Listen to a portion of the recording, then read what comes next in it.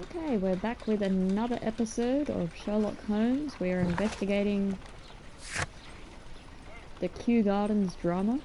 Looks like someone was murdered at this garden centre. I think they were poisoned, plausibly by a toxic plant. And I'm thinking this Hamish guy did it, but let's find all the clues first and then see if he really did it or if I'm just not liking this Hamish guy. So we'll work it out. And I do apologise about the blue screening in between muting and unmuting. I don't have the best headphones with those buttons. We'll get there one day.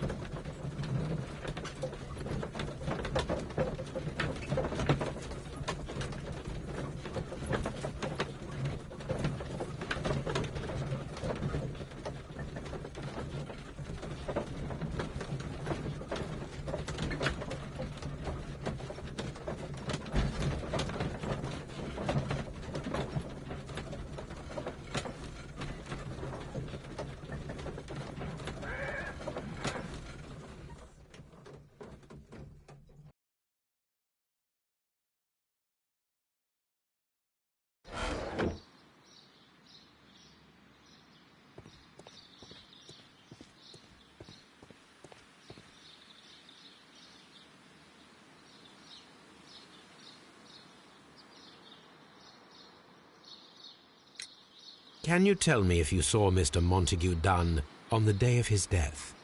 Yes, of course. I met him, and we went to see Albert, his son, at around 9:30. He appeared quite calm.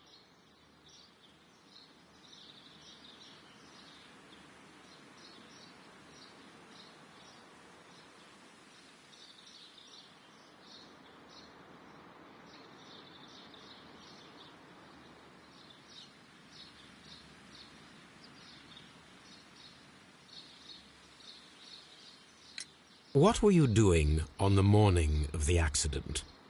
After paying multiple visits to Albert, I had a little talk with Miss White. Then I returned to my desk to complete some paperwork. Suddenly I observed that Mr. Dunn was not feeling well, so I ran immediately to fetch Albert. I clearly remember that it was around 10:30, for I was late that morning.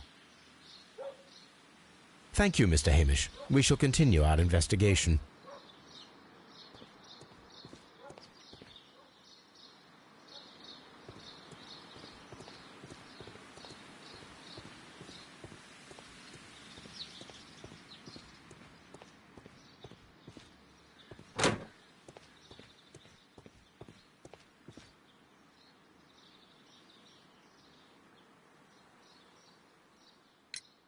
Your father's death does seem highly suspicious. What were your movements here on that day? Suspicious?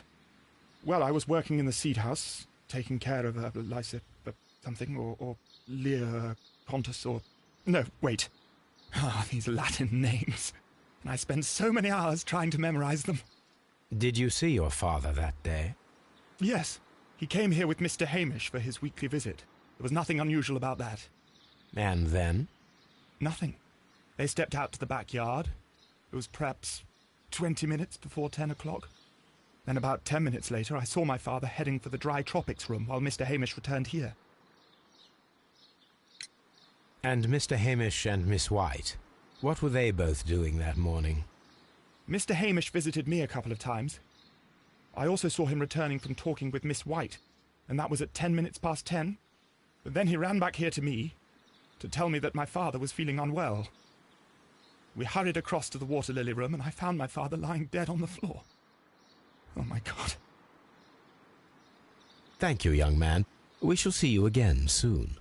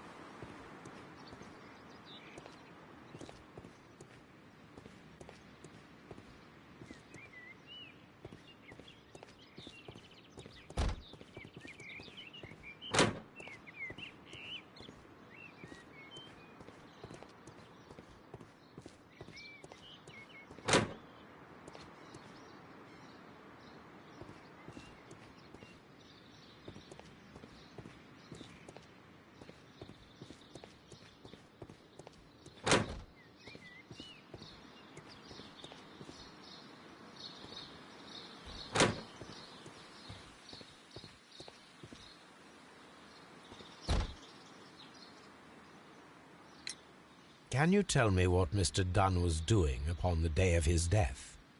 I can, but there is nothing very special to say. I was in the laboratory when I saw Mr. Dunn heading towards me. Tuesday is the day of his weekly visit. It was supposed to be at 9, but he was 10 minutes late, as usual. And then? Well, he came in to say good morning. Then I saw him spend 2 or 3 minutes by the plants outside the laboratory. After that, he ran out in the direction of the nursery, where Mr. Hamish was working. He was always in a rush during the inspection, you see. I would pity anyone who stood in his way.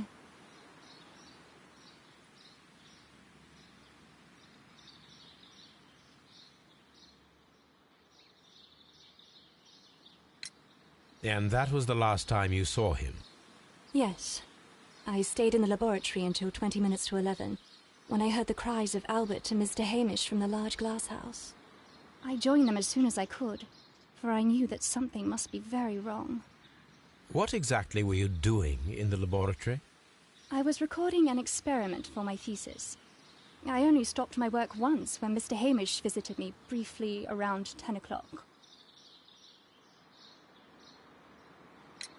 You say you were recording an experiment when the tragedy occurred. Might I listen to the roll? Certainly. Please do. You will find it in the laboratory. It is number 320. Thank you, miss. Everyone has gone, Holmes. The way is clear.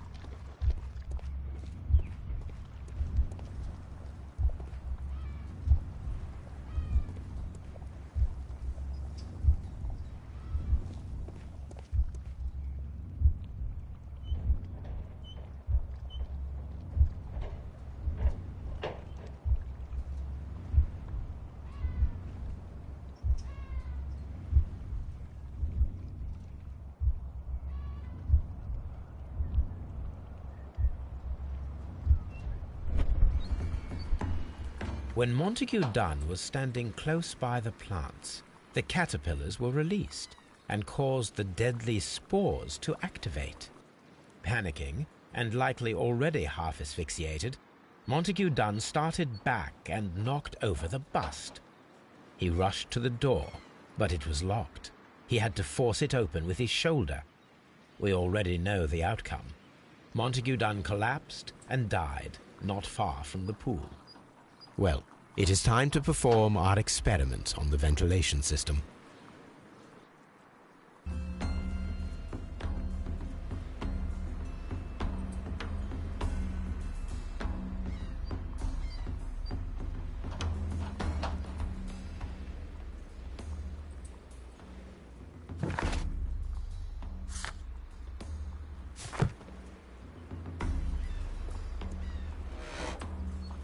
The caterpillars could only fall from the ventilation duct. Our caterpillars are in place. I'll activate the ventilation system so that they fall down. Watson, stay here and observe. All right, Holmes.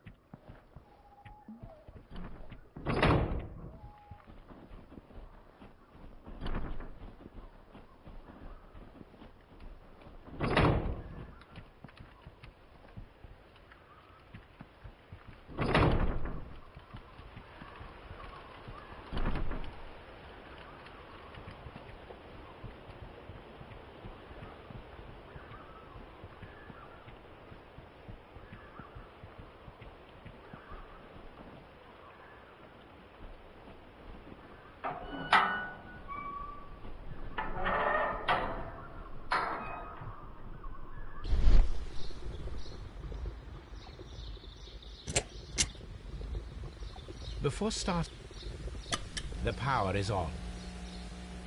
The engine has started.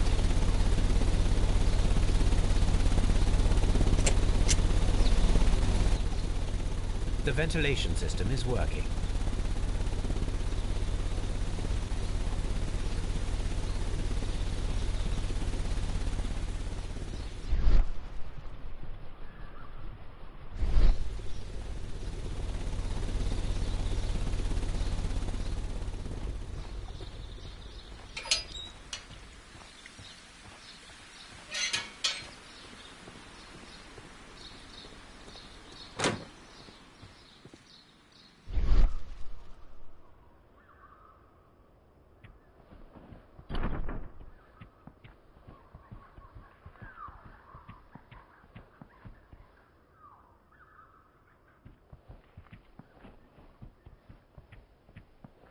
Excellent.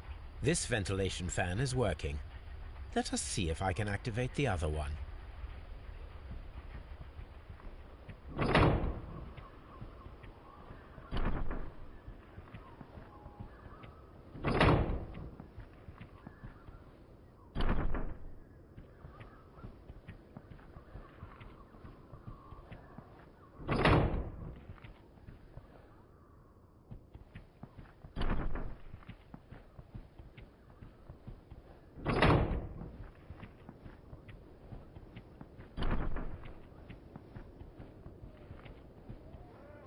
Perfect.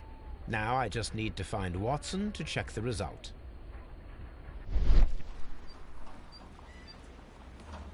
It works perfectly, Holmes. Bravo. Now, if you could just help me to get rid of these caterpillars. Perfect. Now we know how the murder of Montague Dunn was carried out, by activating both Albert's and Mr. Hamish's fans. But only from Mr. Hamish's workplace would it be possible to see when Montague Dunn entered the Colonial Collection Room.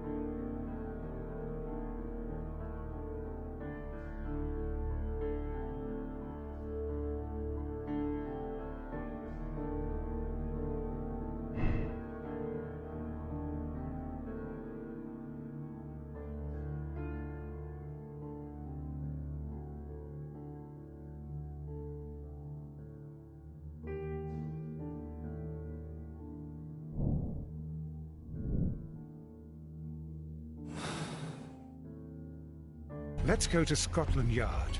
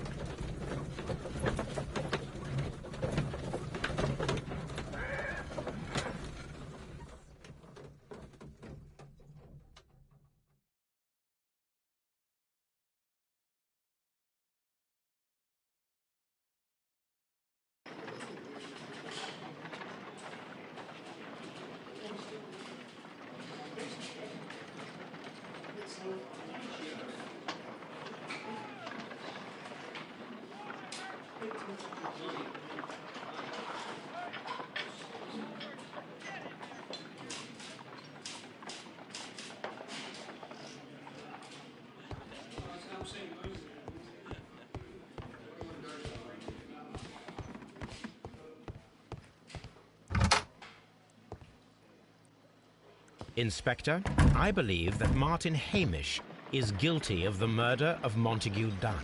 Aha! I knew it. I'll send the lads around to arrest him. Very good. I shall wait to hear from you.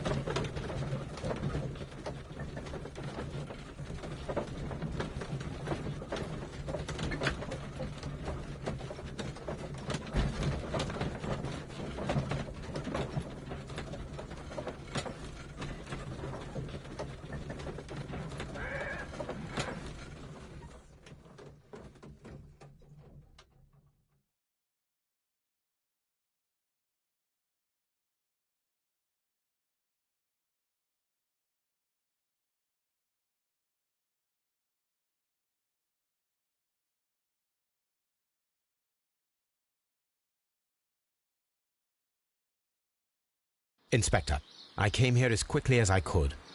Martin Hamish is in the large glass house. There's no need to hurry.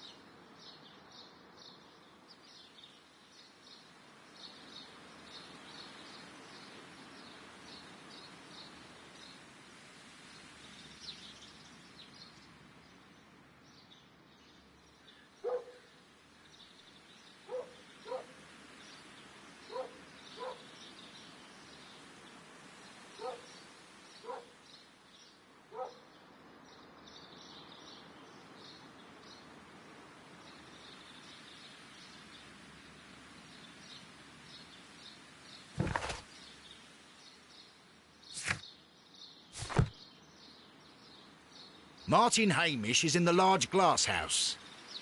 There's no need to hurry.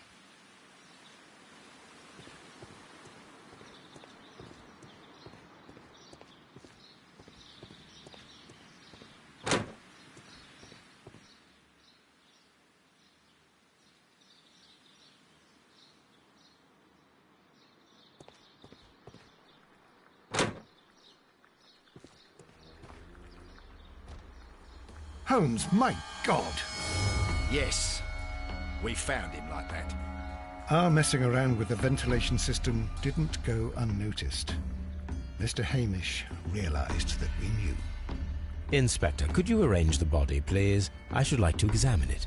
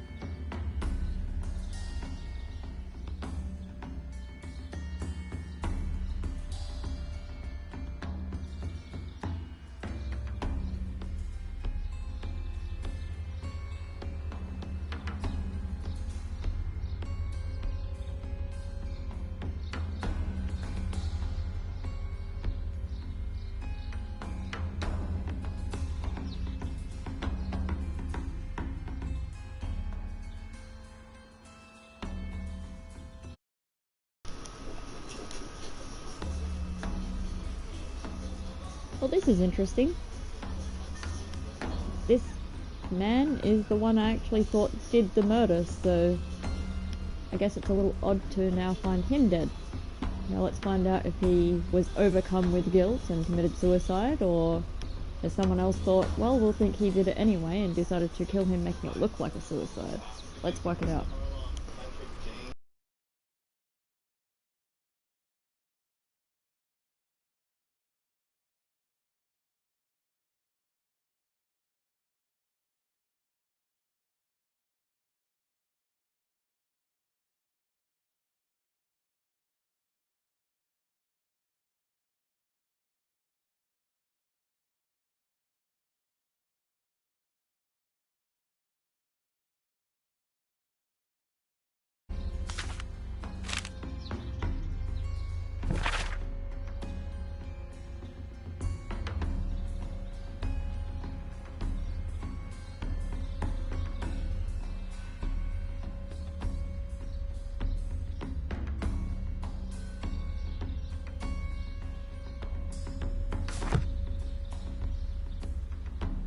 The mark around the neck is very visible. He died instantly.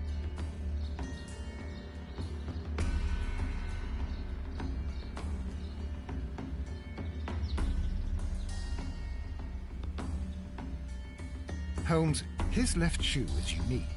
This anomaly is often a characteristic of... A club foot.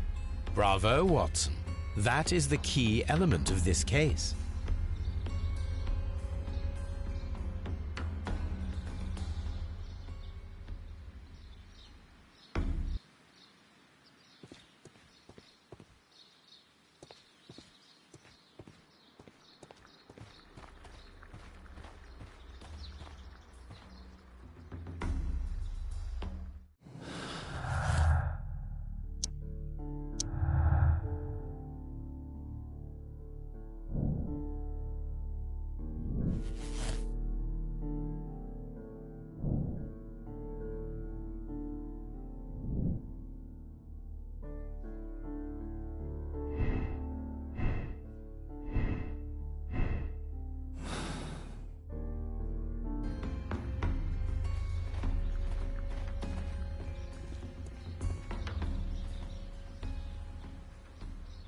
Something about this rings very oddly. Why do you say that, Mr. Holmes? Why? Because of Mr. Hamish's club foot. Oh, I deserve to be kicked from here to Charing Cross. I should have noticed it. But, Mr. Holmes, I can't see why. No, I don't suppose you do. You must recall that Mr. Dunn was locked inside the Colonial Collection Room by the murderer. If it was Mr. Hamish, he would have had to run up to his workplace to trigger the fan situated above it, taking into consideration the condition of his foot. Well, it is still possible. Perhaps, but it is rather strange that such a person as Mr. Hamish decided to base his plan on the speed of his gait. You mean to say that somebody helped him? So the suicide is questionable? Correct. Mr. Hamish accuses only himself in his letter, and so the investigation stops. Possibly an accomplice, then? That idea had not occurred to me, Mr. Holmes. I have another idea, Inspector.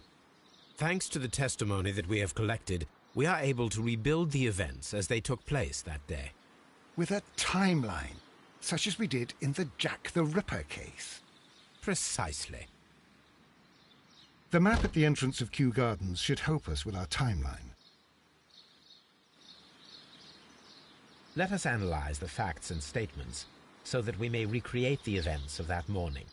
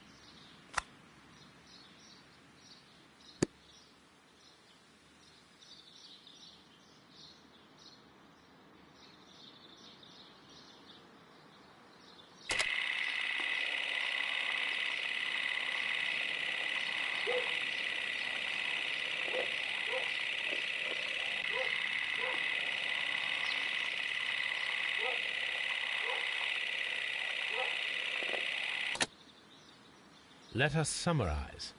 Montague Dunn was poisoned inside the Colonial Collection Room. He forced open the door, which means that someone locked him inside there at 10:20. Martin Hamish was last seen at 10:10. This means that he has approximately 10 minutes to lock the door of the Colonial Collection Room. Given that he was club-footed, it is doubtful. Albert also has 10 minutes to lock the door of the Colonial Collection Room, which is quite enough time. Miss White was last seen at 10 o'clock, which means that she had approximately 20 minutes to lock the door. More than enough time. Perfect, Watson. Now, let us ascertain who assisted Martin Hamish in killing Montague Dunn.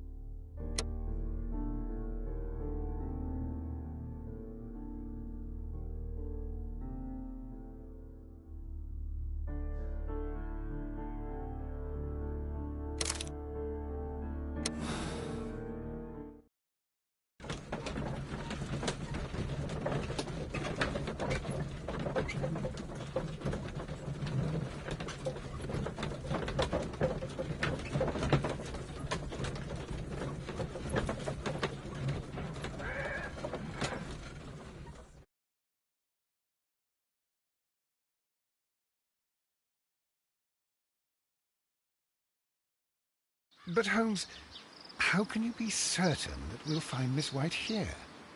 It is obvious, Watson. Just use your brain.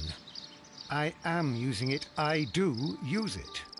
Now that the rope has tightened around Martin Hamish, Miss White must act to erase all traces of her implication. After the suicide of her accomplice, there is one final trace remaining: the deadly plants of the Divine Syndicate. She will be there. Very good. Shall we go? Just one moment. Now listen to me, Watson. I shall see her alone. You will conceal yourself behind her, quietly. Whatever are you planning? Nothing spectacular. The impulses of women have always been a mystery to me. But she is a bold one, and so we must be cautious. All right. You can count on me, Holmes.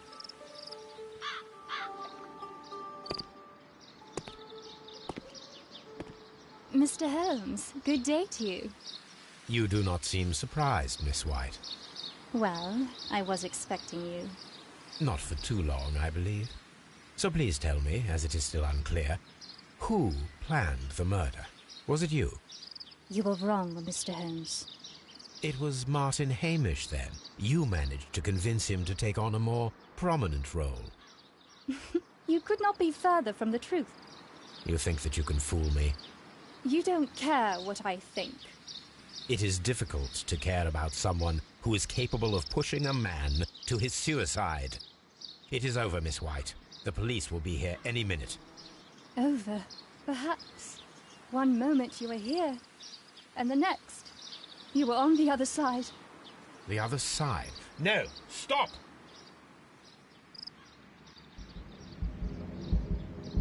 I beg you not to do this, Miss White. Don't come any closer.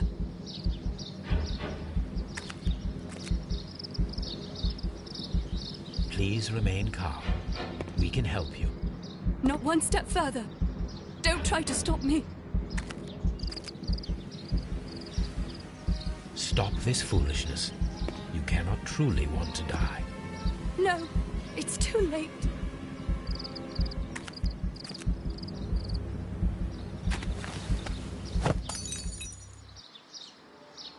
Well done, Watson. She was not faking. Miss White, you have no right to take your own life. Dr. Watson? Did you just save me? Or worse?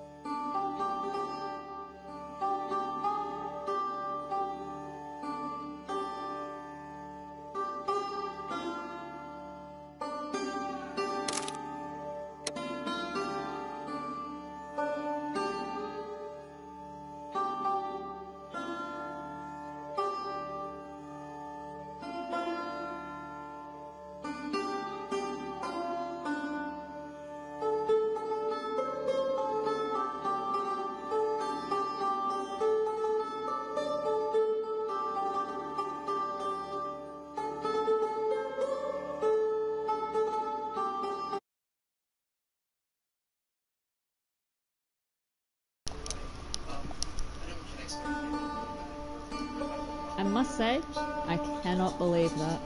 Was not expecting that woman to have had anything to do with it. I was way off. Very interesting.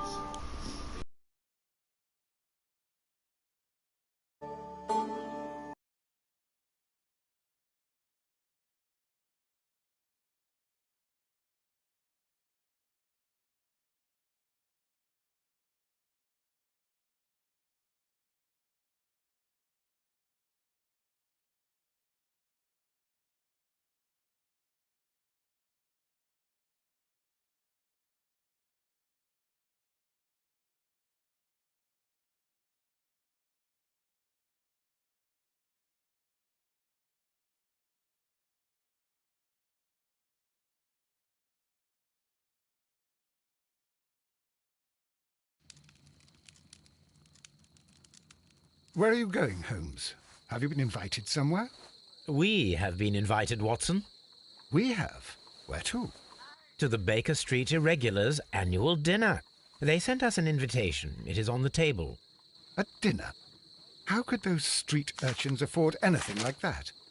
I can't understand your interest in them, Holmes. They're dirty.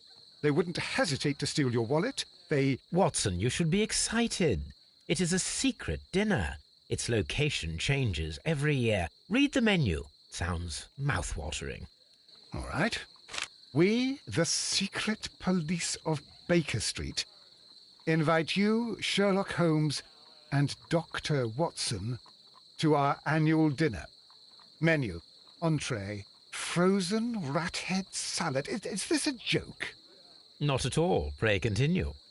Main course, sow's udder in Danny Nutcracker's way. Ah, sounds disgusting, Holmes. Hedgehog goulash. Street turnips in homemade juice. And it goes on. Ah, I can hear them on the stairs now. Oh, we can't go there. We can't eat that. Watson, you'll hurt the feelings of those poor children. We have to go. Oh, Mr. Holmes. It is fine, Mrs. Hudson. Mr. Holmes! Wiggins, Dr. Watson is getting ready. He will be delighted to join us. You don't look well, my young man. Is there something wrong? Don't tell me the dinner is cancelled. Mr. Holmes, it's my brother Leighton. He's in a prison cell. They say he's killed 2 men. You have to help us, Mr. Holmes, 'cause I know he didn't do it. Where is he now?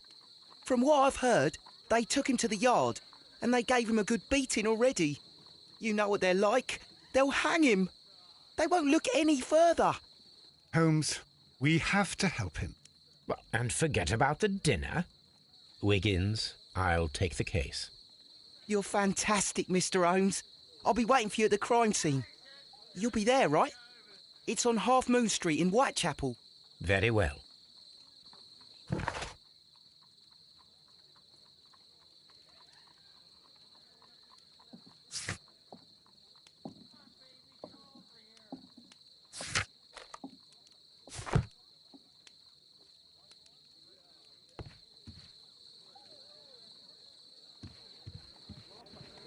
Hello, Toby. All you need now is a shawl and a mop cap, and you could be Mrs. Hudson's younger sister.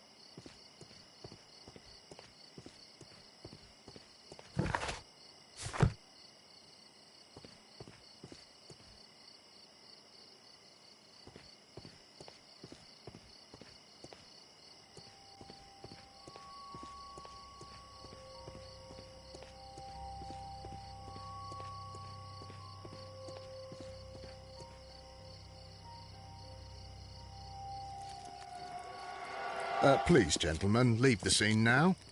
Oh, Mr. Holmes, is that you? Good evening, Constable... Constable Marrow. I was here with Inspector Aberline during the Ripper case, Mr. Holmes, back in '88. But then this is nothing like that case. With this one, we've got the murderer, the weapon, and the statements, which speak for themselves. Of course, Marrow. But you know that appearances can sometimes be deceiving. Who were the victims? The two men here, both shot. The stab fellow was Brian Vercotti, a well-known ruffian. The other, Kenneth Butler, a jeweller by trade. You spoke of statements. You have witnesses? Well, I was there, so I gave my own statement. And then there were two other witnesses who said they saw the killer Chapman. Mr. Turner, a gentleman who lives in that flat over there. And Polly Powell, a flower seller, who was over at the far side of the street. So, Constable Marrow, I should be delighted to hear your testimony. I was standing at the north side of Half Moon Street. That was the side that you came from. But you would have been unable to observe this part of the street, where we are standing now. That is correct. But I saw the two victims slowly enter Half Moon Street, and then shortly after, the fireworks started. A few minutes after that, the fellow Chapman rushed towards me and ran into Half Moon Street. Please continue. I didn't pay attention, but suddenly I heard a woman's cries and police whistles on the other side of Half Moon Street. I rushed over there and I saw the two dead bodies on the ground. When I reached Whitechapel Street, I saw Leighton Chapman. He'd been caught by two police constables.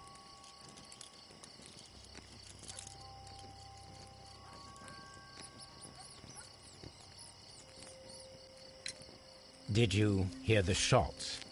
I didn't hear any shots. The fireworks were all over the sky. They were so loud I couldn't hear anything else.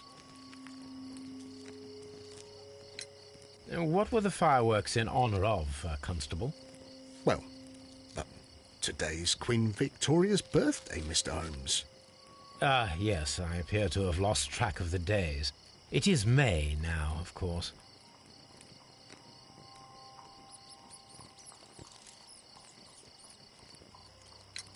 Constable Marrow, what else caught your attention while you were running through Half Moon Street? I saw nothing but rats, and I took the time to light every corner with my lamp. Did you happen to look up at Mr. Turner's window when you were on Half Moon Street at that time? Yes, I saw that the window was open, but no one was there. It was dark in the room. Constable, your statements have been of great value to me.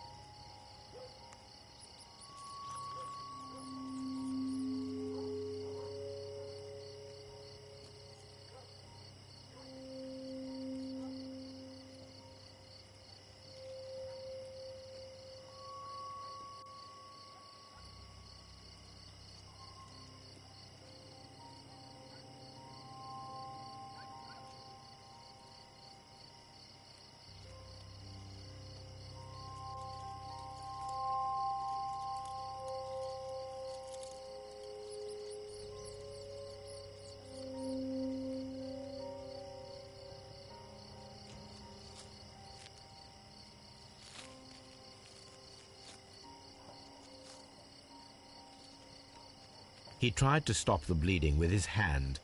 Death was not instant. The bullet penetrated his stomach, a dreadful wound.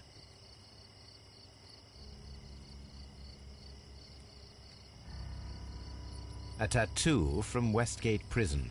Vercotti must have done some time there.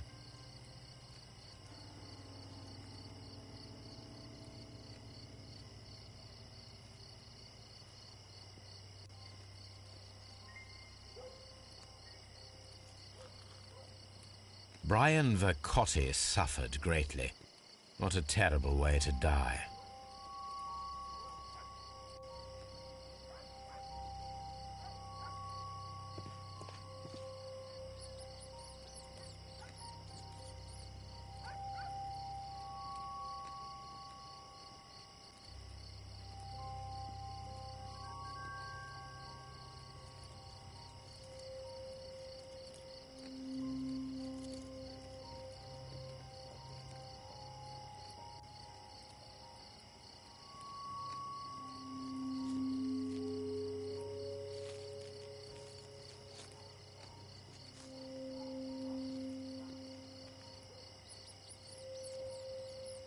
The bullet struck his head. This man didn't stand a chance.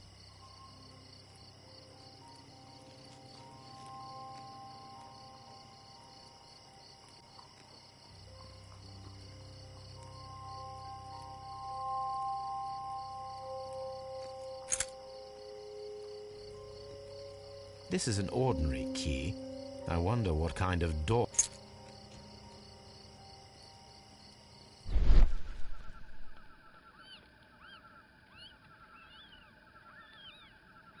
A piece of wood that has stuck between the cobblestones. Let us take a closer look.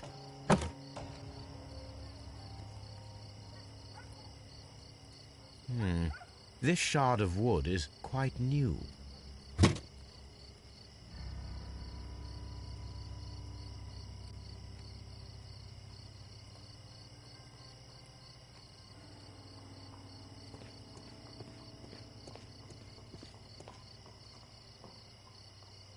Good evening, Mr. Turner. I heard Constable Varro reply to you as Mr. Holmes. Are you that detective gentleman? I've heard of you. And, well, I know things about this evening. Excellent. Might we hear your story? Could you tell... I was already in bed when the fireworks started. A few moments after, I clearly heard 2 gunshots from outside. Please continue. I quickly got up and I grabbed the lamp from my nightstand and I rushed towards the window. I looked down and I saw 2 bodies. And there was a man with a gun who was standing nearby. Where exactly? Well, near this body. Did he notice you? I don't think so. He rushed towards Whitechapel Street without looking around.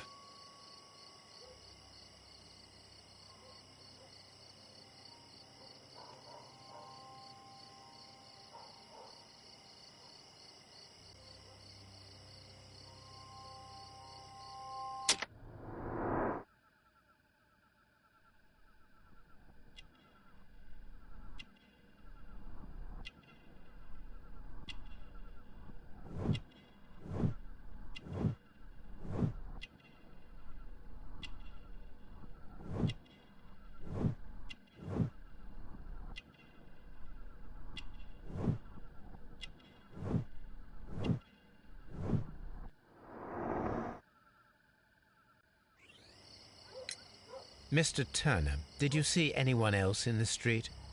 No, I saw no one but that man, the murderer, the fellow they caught.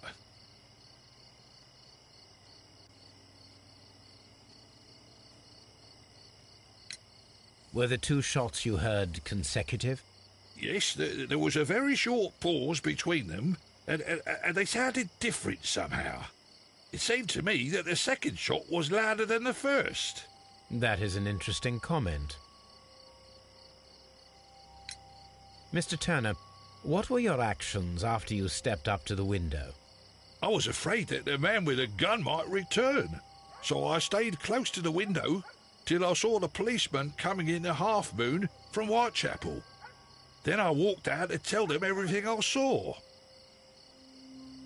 You have helped us a great deal, Mr. Turner.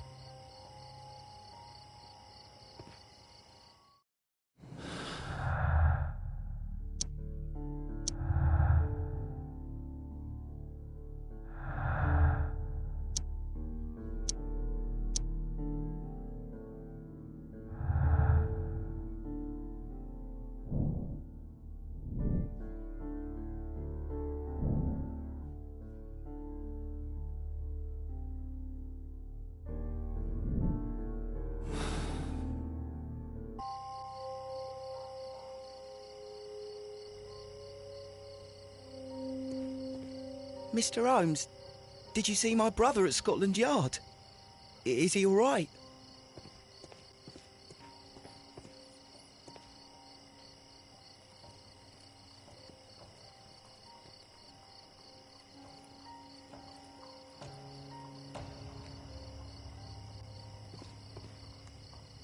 It would be my pleasure to assist you with your investigation, Mr. Holmes.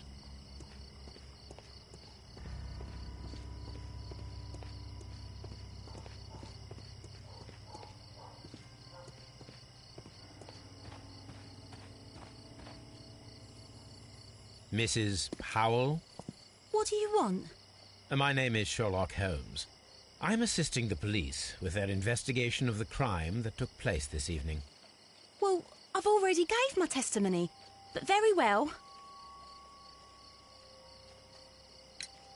Could you tell us everything that you may have seen or heard? Yes. I was selling my flowers as usual, and then the fireworks began, in honour of Queen Victoria. I enjoyed those. But then, all of a sudden, a young lad ran out of Half Moon Street and stopped just by me. He had a gun in his hand. He was like a ghost, and all covered in blood. It was dark, but I could see him, because of the flashes from the fireworks. And then? I screamed as loud as I could. I knew that a policeman should be on duty in the vicinity. He had no time to escape. 2 constables got him. Then another constable came out from the very same street, and I heard him talking of a horrible murder.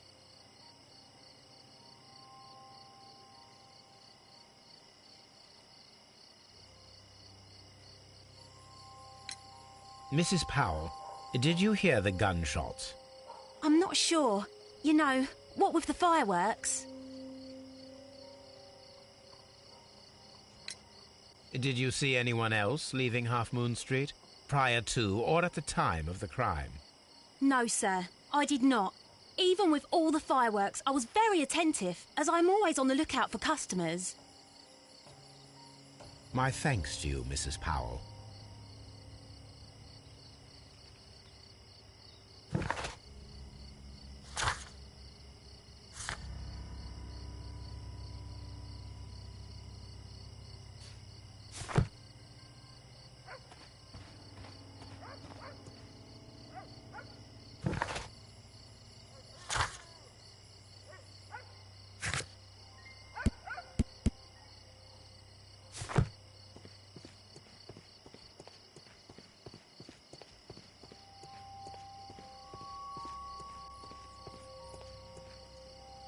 It would be my pleasure to assist you with your investigation, Mr. Holmes.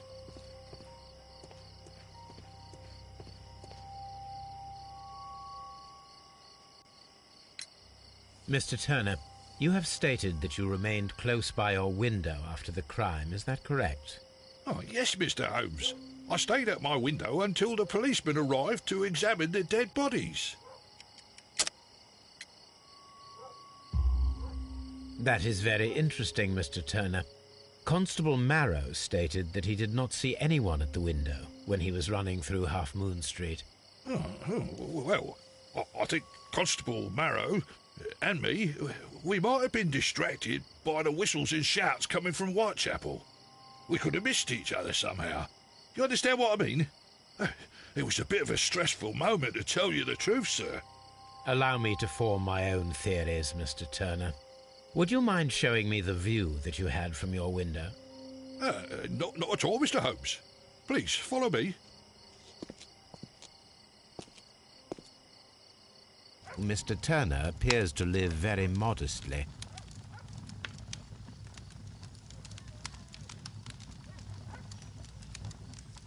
This fire is dying out. It was last tended to over an hour ago.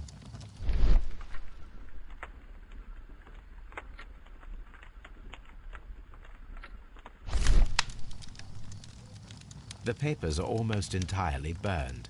I am unable to see what's written here.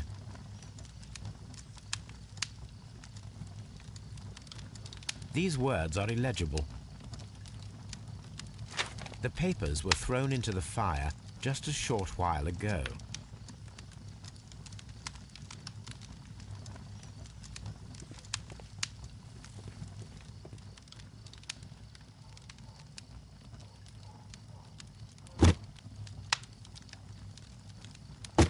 A perfect match. So, Mr. Turner broke his stick when it became stuck between the cobblestones. He did not mention that he was so near to the victims.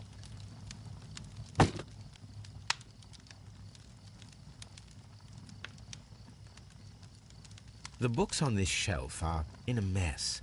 It looks as though Mr. Turner was trying to find something in a hurry here a short while ago.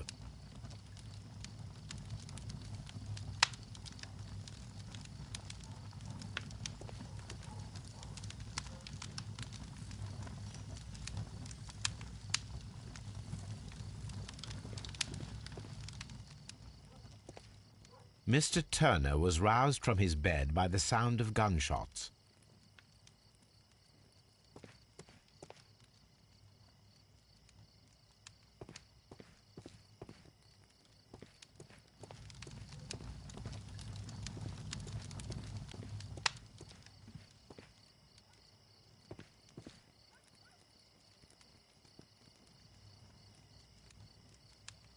This kitchen knife is quite sharp.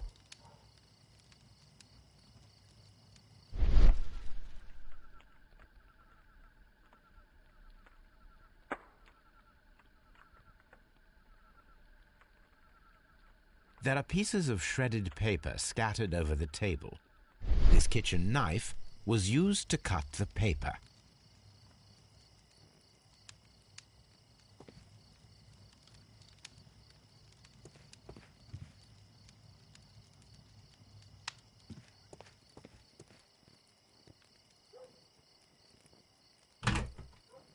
So, that's the view Mr. Turner had when he opened the window.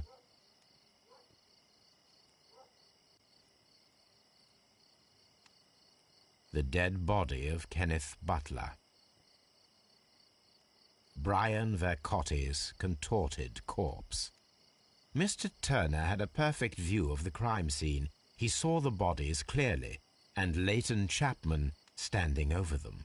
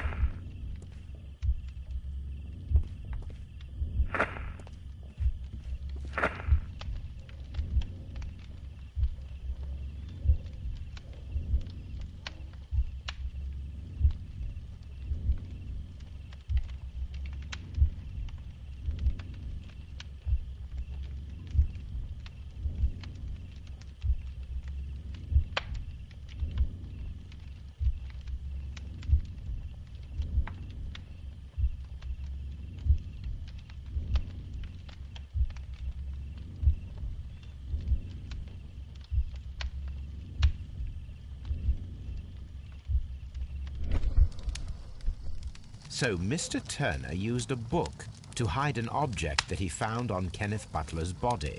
The question is, what did he find?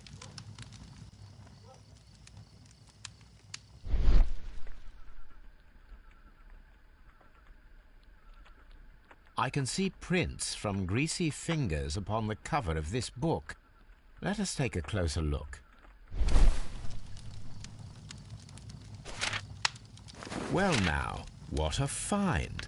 A precious jewel, concealed inside a book. A bracelet with a unique ram's head design, a distinctive feature of ancient Grecian artifacts, probably of the Hellenistic era.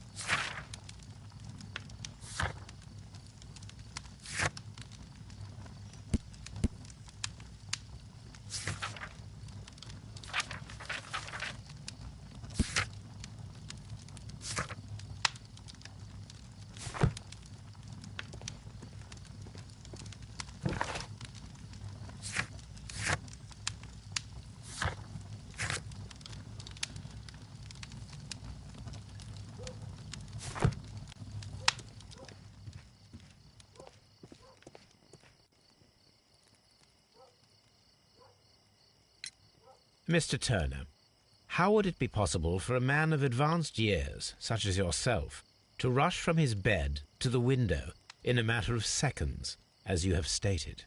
Well, I'm able to move very quickly, despite my age, and when the situation requires it, Mr. Holmes.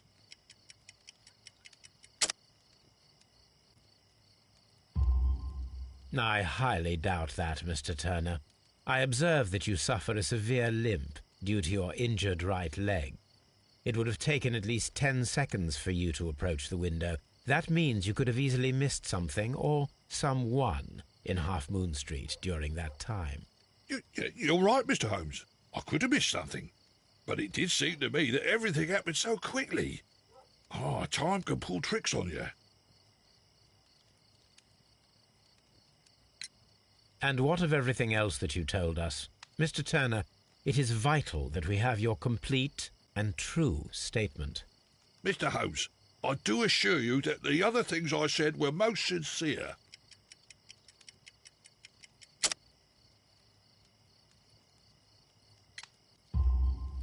Mr. Turner, you were not sincere with me. Not then and not now. But Mr. Holmes... This, Mr. Turner, does not look like anything that a poor man might possess. It is worth more than the home that you live in. I can explain. No, merely correct me if I am wrong. You saw Leighton Chapman through the window, but you also noticed a glittering object on the ground, this precious jewel. You walked down and took the bracelet from the body of Kenneth Butler, and when you heard the whistles, you hurried away. That broke your walking stick. It caught fast between the cobbles. Constable Marrow was unable to see you in the window as you were climbing up the stairs on your way back to your flat. Upon returning home, you hid the precious jewel inside a book. Mr. Holmes, please don't send me to prison. I didn't do anything bad. I'm just a poor man. When I chanced upon the bracelet, I saw it as an opportunity to make a little money. I was desperate. I only took the bracelet, that's all, I swear. You made a mistake by lying to me. But you are not a criminal. I believe that. Although I must return this bracelet to its rightful owner.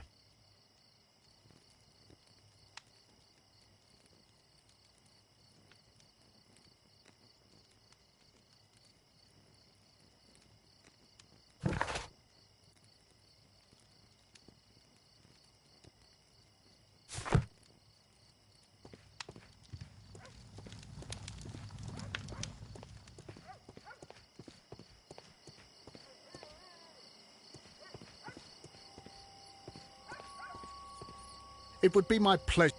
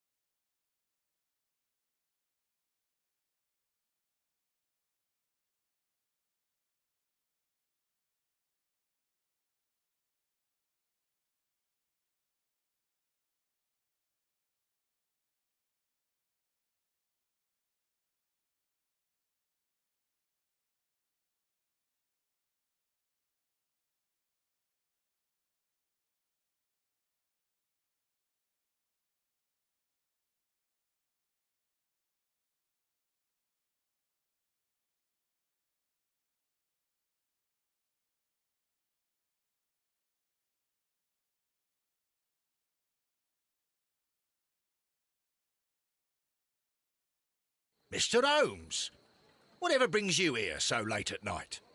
I'm interested in the case of young Leighton Chapman. He was arrested earlier this evening and accused of a double murder. I beg your pardon? That case is quite clear to the police. Or are there any new facts that we don't know about? Who knows, Inspector? Look, you are free to investigate, of course, Mr. Holmes. Chapman was arrested with a revolver in his possession, which you can find in the evidence room. The suspect himself is in custody. Did you find anything else on his person? A few personal belongings. Nothing particular, Mr. Holmes. Thank you, Lestrade.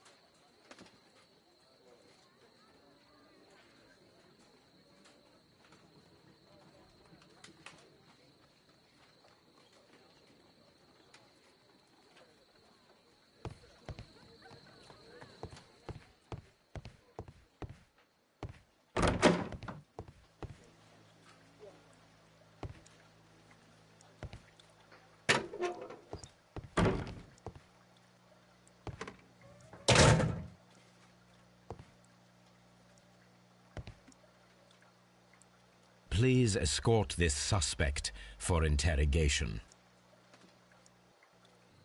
Good evening, Mr. Chapman. Who are you? I've got nothing to say. It's all a mistake. Calm down, Leighton. I have come here to help you. To find out if you truly are innocent, as your younger brother Wiggins has told me. My brother? You know him? Then that means you're... Sherlock Holmes. Oh, blimey.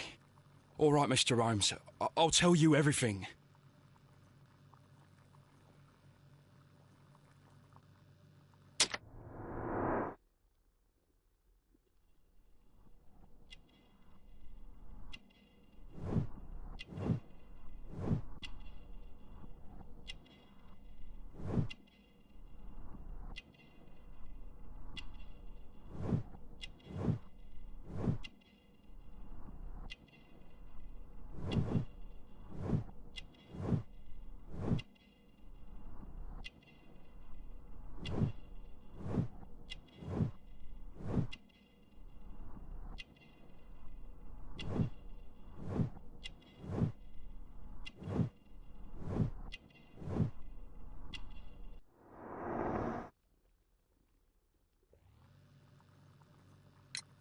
Good.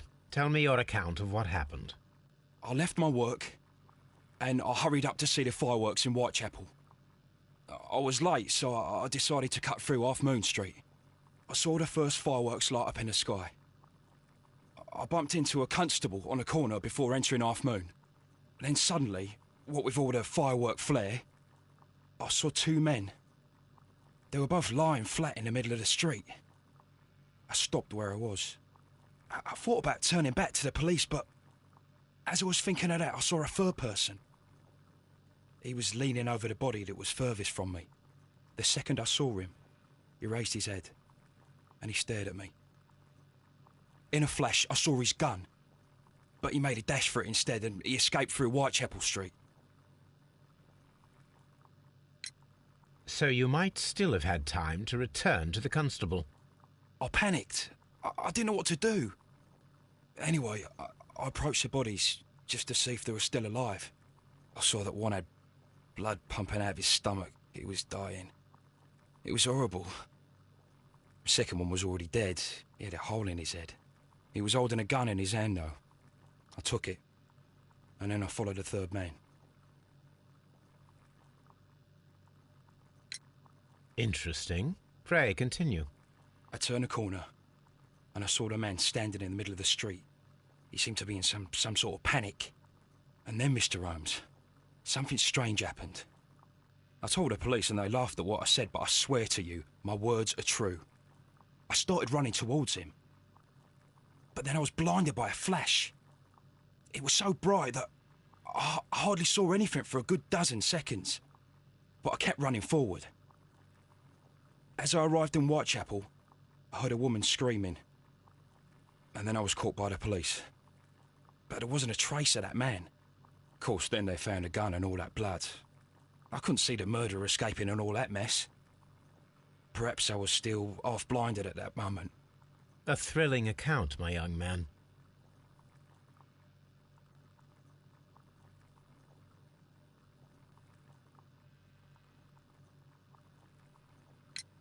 Leighton, are you able to describe the person whom you saw standing in Half Moon Street? Well, I wasn't able to see his face at all. It was too dark, and he was too far away. I could see his silhouette. And what about that? Nothing so special. He was wearing a jacket. He was quite average in size and his weight. I see. Was there anything else that struck you at the time? No. But perhaps... It's strange, but I can't remember the sound of his footsteps as he was running away. Perhaps it was because of the fireworks or the surprise of me seeing him.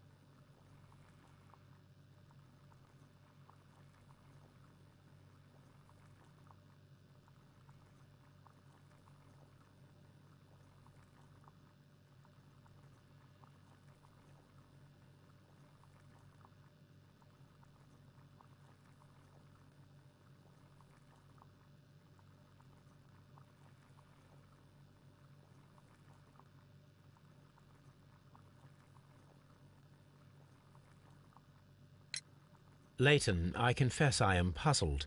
Why should a young lad like you take a gun from the hands of a dead man and set off in pursuit of a probable killer? I know. I keep wondering that, but at the time it was like a reflex. A criminal ought to be arrested, and he was armed. You were willing to risk your life. That was a little foolish, unless you wanted revenge. No, Mr. Holmes. I was just being brave and stupid. I see.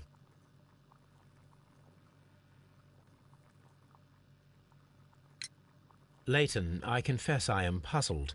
Why should a young lad like you take a gun from the hands of a dead man and set off in pursuit of a probable killer? I know. I keep wondering that, but at the time it was like a reflex. A criminal ought to be arrested, and he was armed. You were willing to risk your life. That was a little foolish, unless you wanted revenge. No, Mr. Holmes. I was just being brave and stupid. I see. Leighton, I confess I am puzzled. Why should a young lad like you take a gun from the hands of a dead man and set off in pursuit of a probable killer? I know. I keep wondering that, but at the time it was like a reflex. A criminal ought to be arrested, and he was armed. You were willing to risk your life. That was a little foolish, unless you wanted revenge. No, Mr. Holmes. I was just being brave and stupid. I'm sure that you were, but I believe that you may have recognized one of the victims, Brian Vercotti. You knew that gentleman well, did you not? However could you know that? You have a typical tattoo of the Westgate Brotherhood upon your hand. I observed exactly the same mark upon Mr. Vercotti. You came to know him from your sharing a past prison sentence. Am I correct, Mr. Chapman? Oh, God. You're right, Mr. Holmes.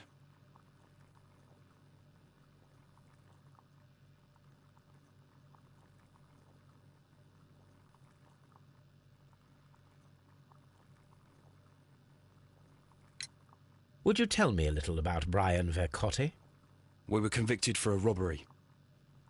Once in prison, both of us joined one of these fraternities. During that year, we tried to help each other out, you know? You were quite young then, I believe. Yes, Mr. Holmes, we were. We'd only stolen a pound of meat. After we were released, and when I saw what my little brother had become, I decided to work towards living an honest life. And Vercotti? He had a hard time. His sister had died in a Whitechapel dispensary while he was in prison. He had no family anymore. Our paths split. He fell back into crime. So you lost him? Yes. And for around 2 years, I heard no news of him at all. We shall see you soon, young man.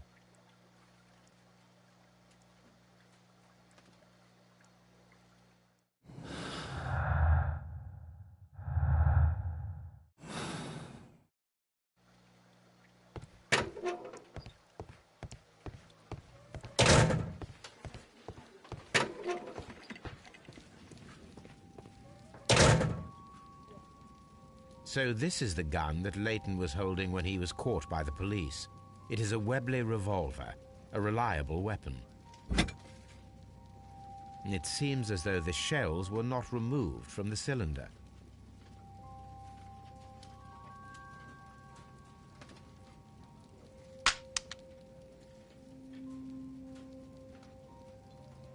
Two out of the 6 shells have been fired.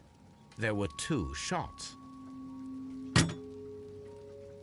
A cheap watch, bought with his own money, no doubt. These cigarettes are filled with cheap tobacco, nothing interesting.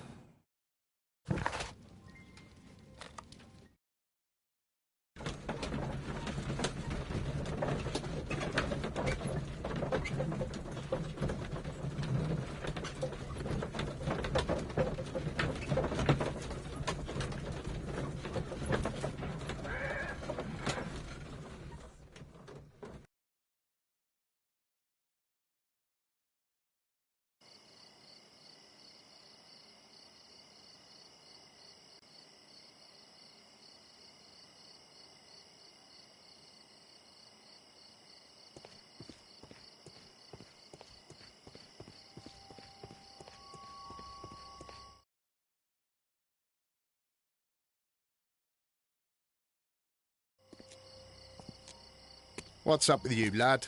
What are you waiting for? I'm waiting for my brother to be released. Your brother? The one that you caught, beat up and imprisoned. Ah, the murderer. He ain't killed no one, copper. Watch your mouth, lad, else you'll be joining that worthless brother of yours.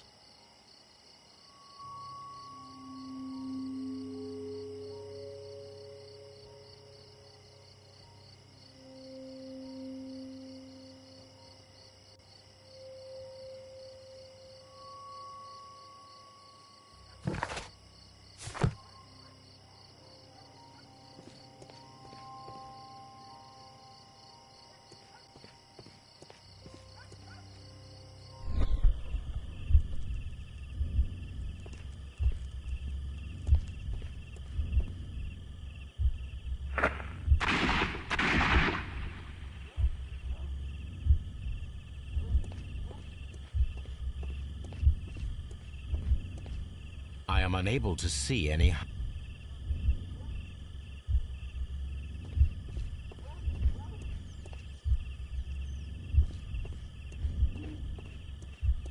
I am unable to see...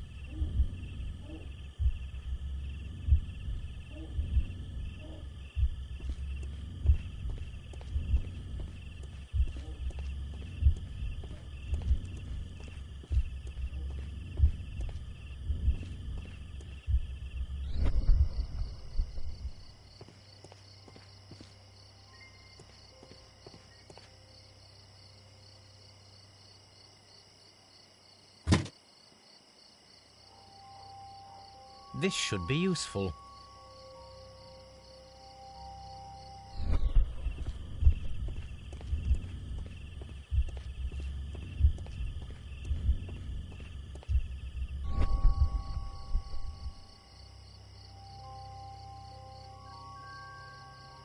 Nothing interesting here.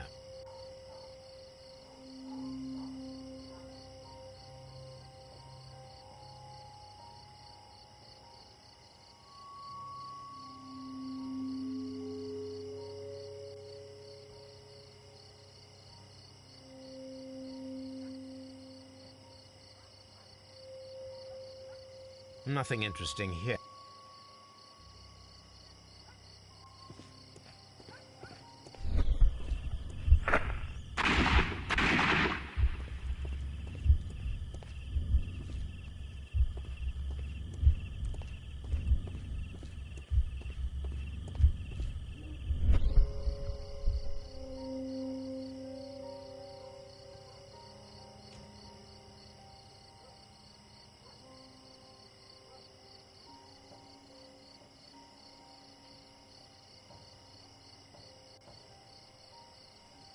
This is most definitely a bullet hole. The brick cracks are fresh. Watson, there was a third shot fired in this street.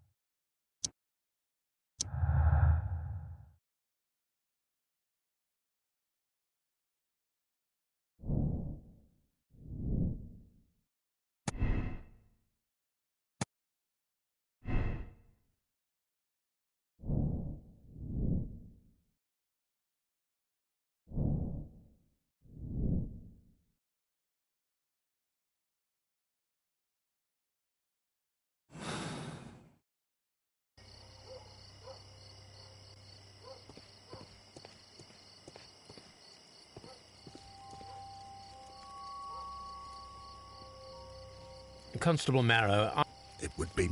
I would like to make sure that there are no places in Half Moon Street where a man could hide while you were running through it with your lamp. All right, Mr. Holmes, what should I do? Take your lamp and start walking, just as you did before, and try to find me. Understood.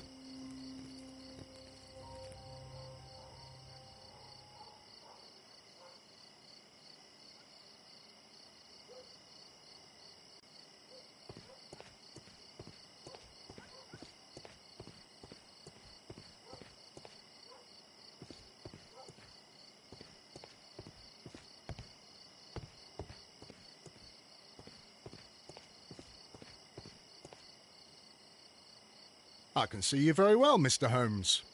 All right, Constable. Let's try again. I'll find another place to hide.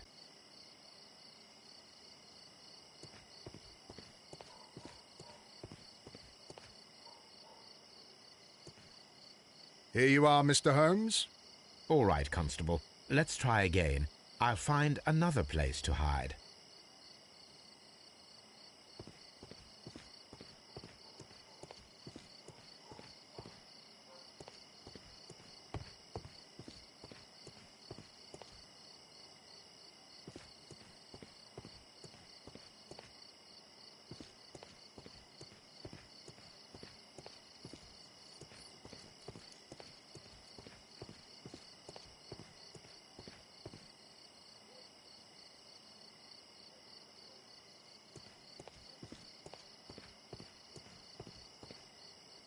Mr. Holmes, it wasn't difficult to find you at all. It is obvious now. No one could escape Constable Marrow's lamp while hiding in the street.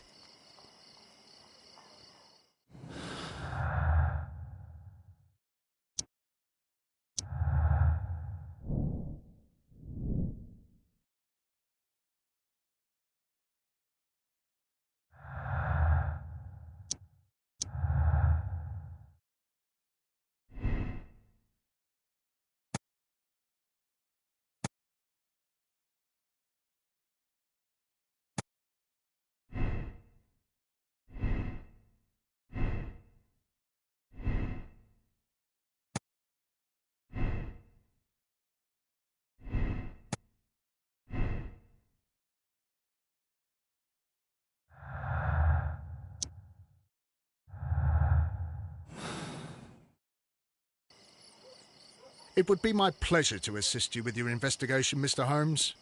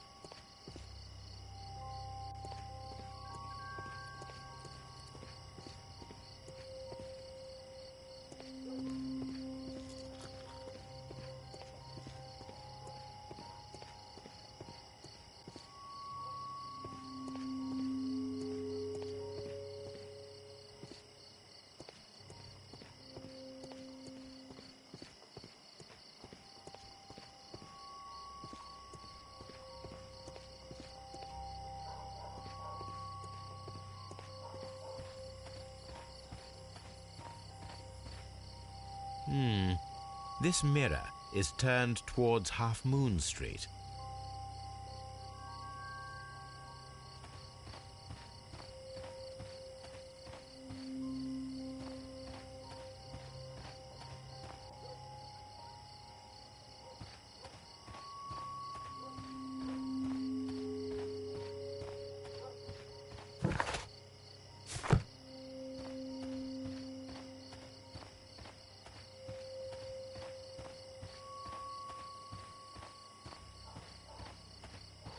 Such a young man, and already a murderer.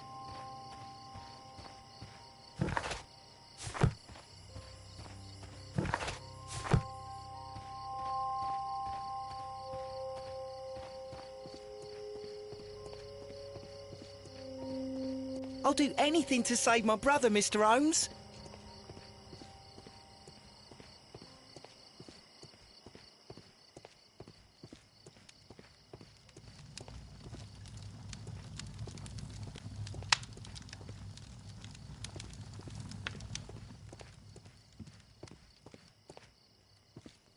I wish this crime had never happened, Mr. Holmes.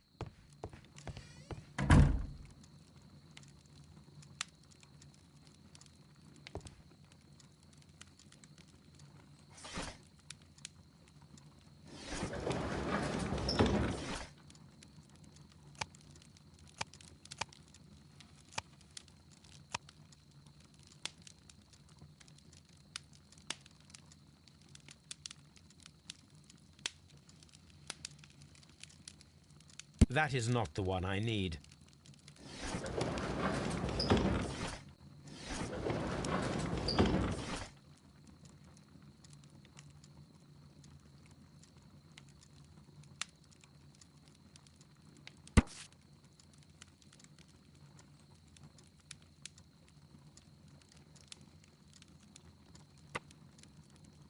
Here it is. I need to continue my research in my archives.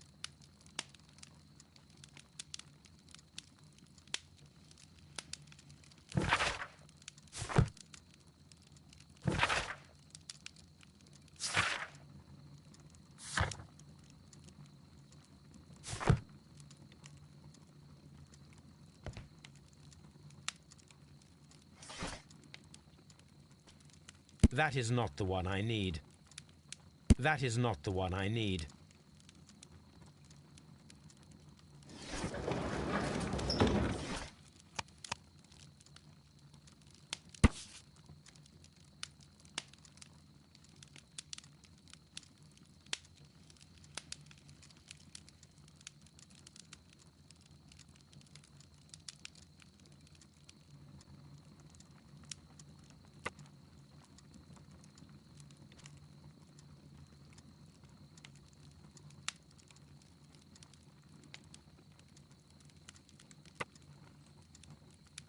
Here it is.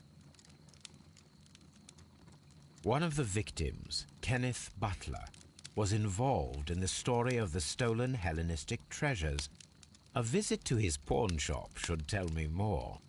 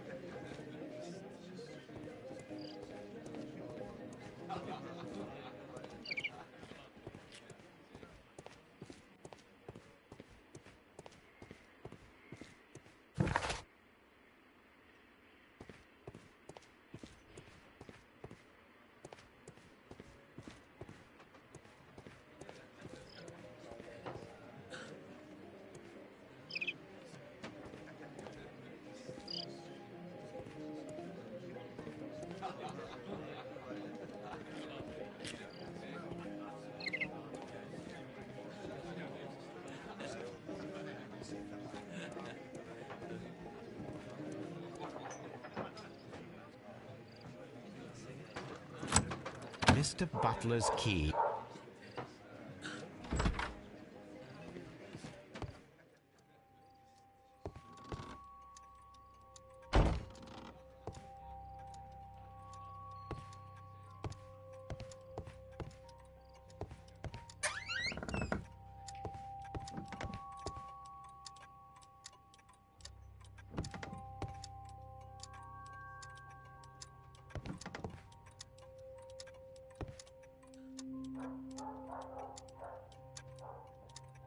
This is exactly what we need in order to imitate the flash of the fireworks.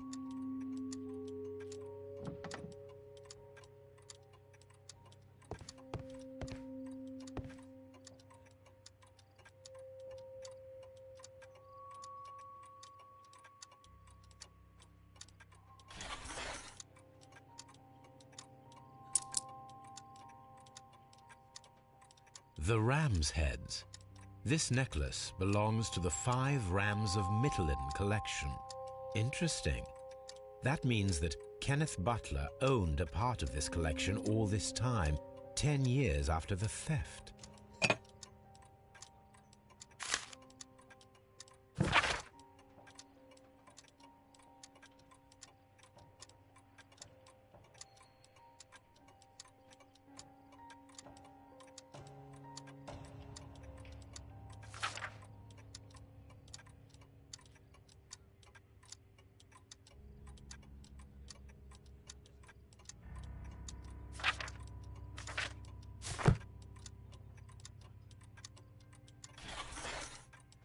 It looks as though Mr. Butler kept a careful record of his operations.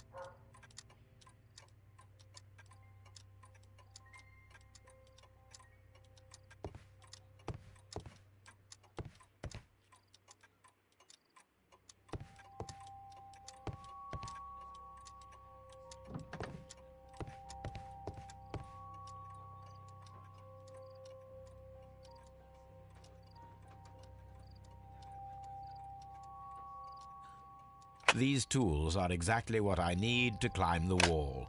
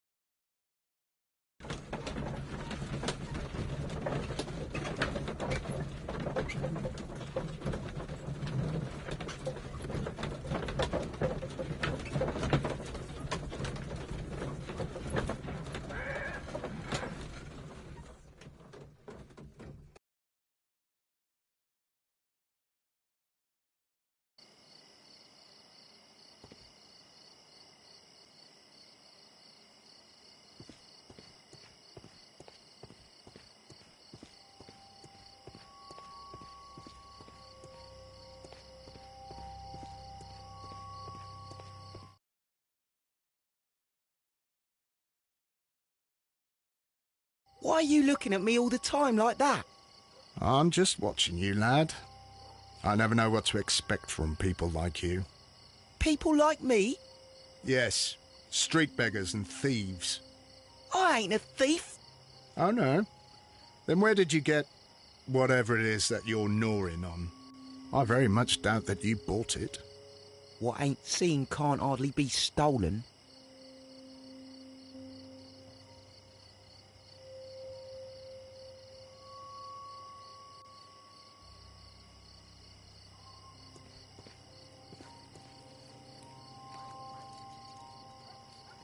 Constable Marrow, Watson, I would like to perform another kind of reenactment with your help. I'm listening, Mr. Holmes. I want to check if Leighton's testimony can be trusted. If someone could vanish into thin air at a specific moment. But Holmes, I don't see how. I am going to be the mysterious gentleman whom Leighton followed. I will stand exactly where he saw him before he was blinded by the flash. Watson, you will be Leighton. When I fire the signal flare, you should start to chase me. I understand, Holmes. You, Constable Marrow, Just play your part and do exactly as you did. Just, please, wait 5 seconds after the signal flare. I doubt that Polly Powell would have screamed any earlier. As you say, Mr. Holmes. Let us begin, then. Catch me if you can.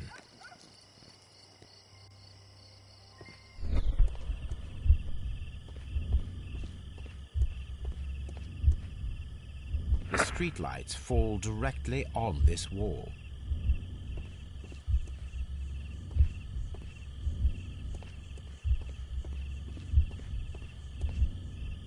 The moon illuminates this wall. Anyone trying to climb it would be easily spotted by Constable Marrow.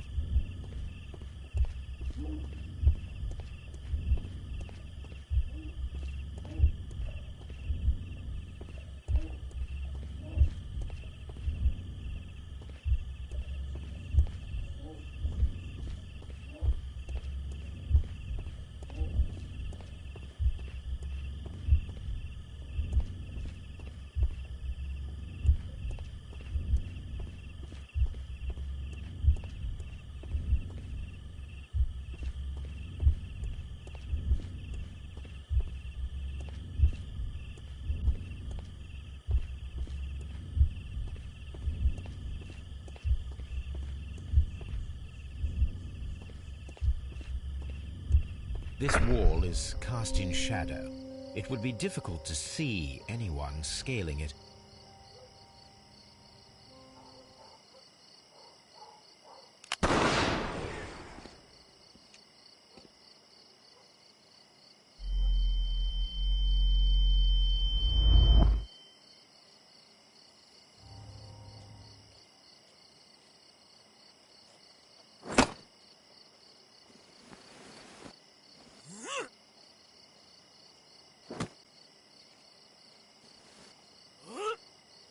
I can barely see anything.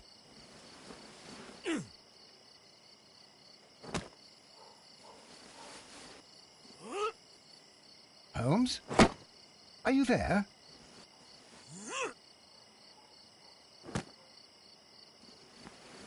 Where is he? My God, a man can't just disappear like that. Holmes? Holmes? Where are you? I cannot see you, Mr. Holmes. Dr. Watson, it seems that Mr. Holmes has disappeared. Don't worry, gentlemen. I am up here, above your heads. How on earth did you get up there, Holmes? I am using crampons and a climbing axe, although the person we are looking for did not leave any traces of such tools. Constable, is there any way to get to the top of this building? Yes, Mr. Holmes, I can show you.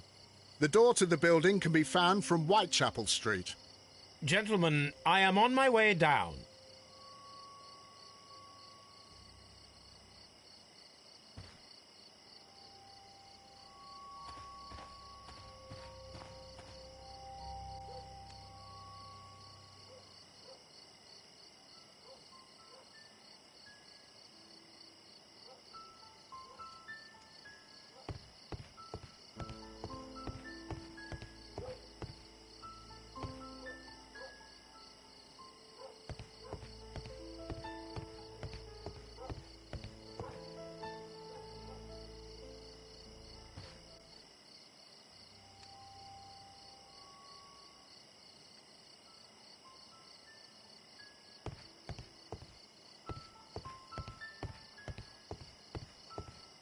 These shards of glass are from the window above.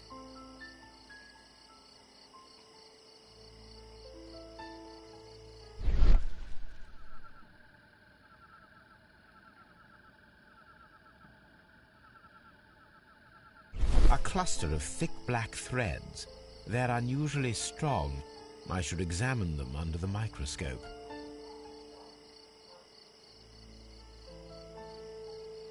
It's empty. Someone broke through the window to get inside the attic, but in his haste he ripped his jacket. We can conclude that the person whom Leighton saw climbed up the wall, broke into the attic window, and escaped through the hatch.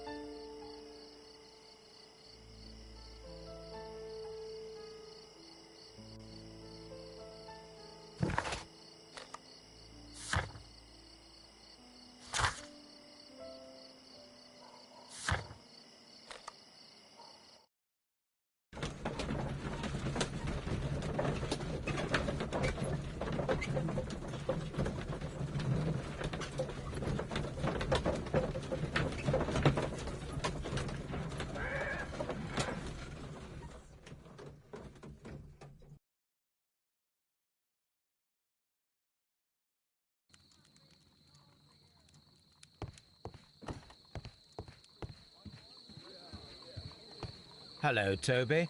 All you need now is a shawl and a mop cap, and you could be Mrs. Hudson's younger sister.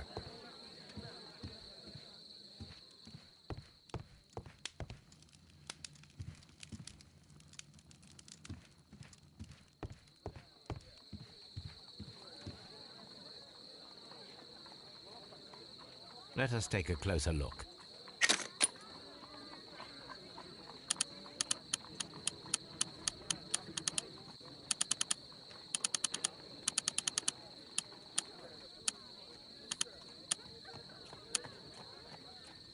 It is not a thread, but a hair.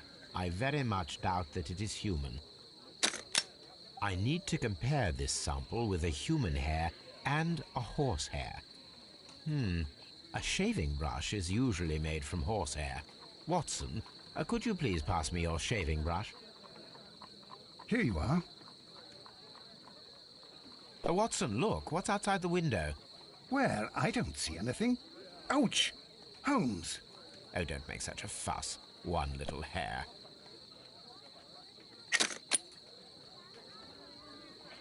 Human hair is significantly thinner than the black sample. The horse hair is thinner than the hair that we found. So, this black hair belongs to an animal, and it is larger than a horse. A hair from a large and exotic animal.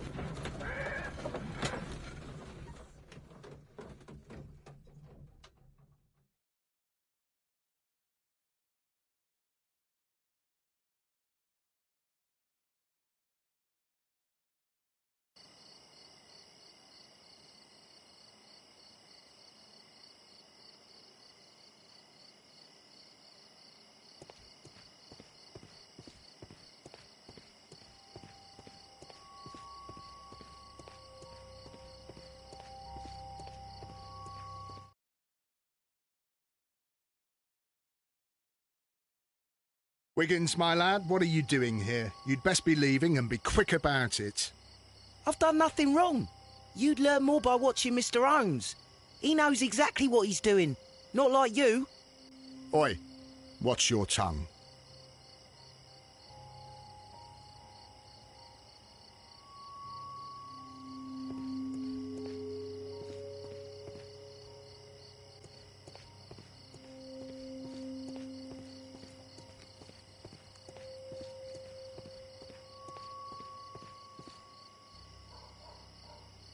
Mr. Holmes?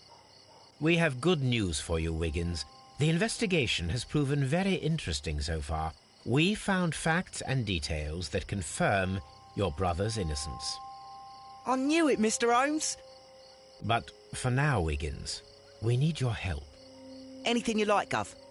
I need you to locate a circus that has stopped over in London. It needs to have disposed of at least one exotic animal, a very large one. You can count on me, Mr. Holmes.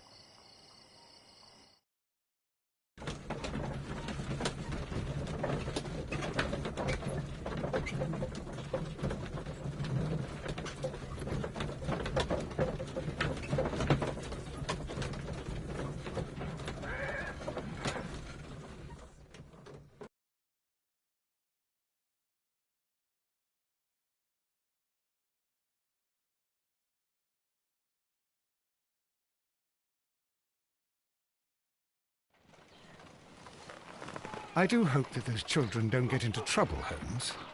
Don't worry, Watson. I predict some news in 7 seconds. Mr. Holmes, we found it. Here it is. And this is a young Indian elephant, the highlight of the show. Duval Brothers, a well-known travelling circus that is currently stopped in London. I believe that is exactly the type of circus we are looking for. I'll pay it a visit.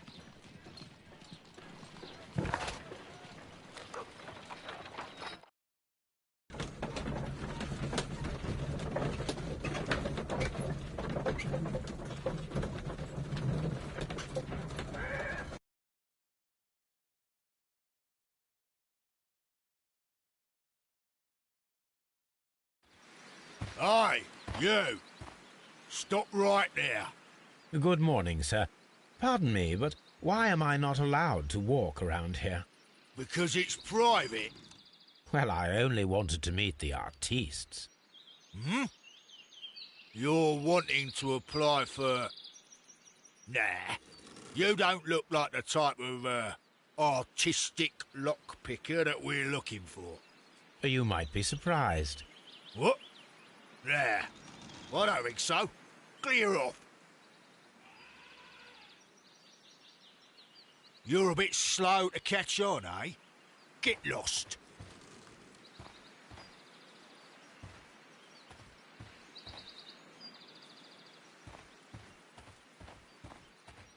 You're a bit slow to catch on, eh? Get lost.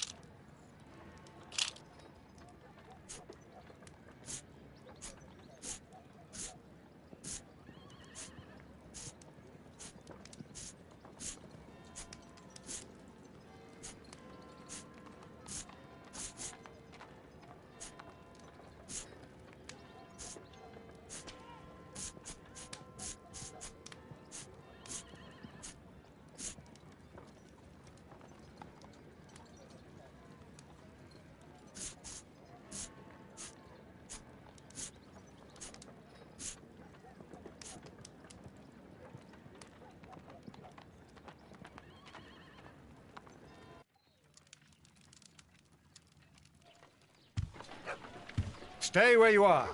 What are you doing here, and where is Sherlock Holmes? Calm down, Watson. Take deep breaths now. It's me. Oh, thank God, Holmes.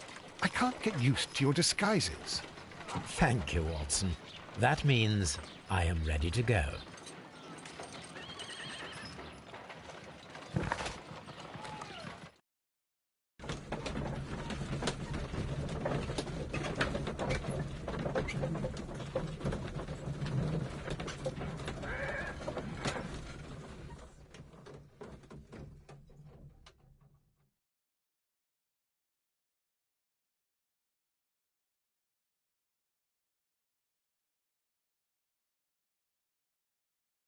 Who are you? What's your name? My name is Nigel. I'm here to open the locks. Talented, eh? Let's see. Go inside the marquee and show yourself to Charles Foley. And I'd highly advise you not to trick him. Got that? I've got it.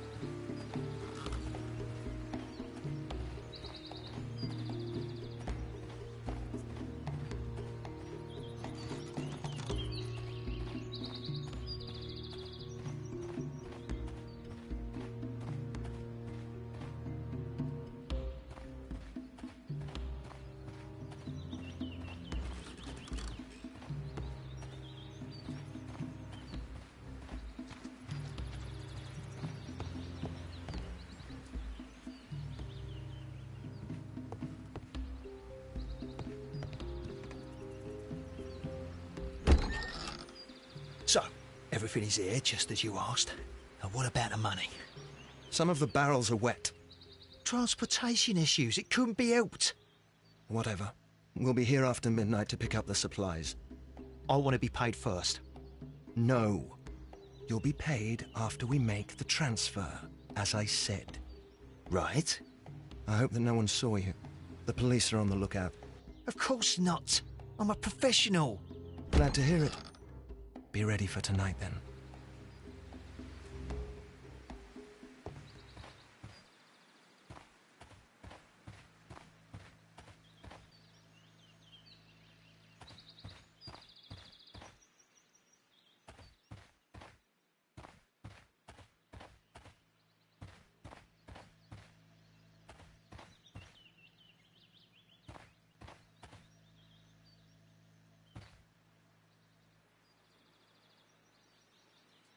This wooden barrel is damaged.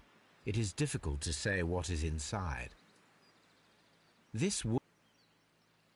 is a spot on this barrel that was intentionally painted out.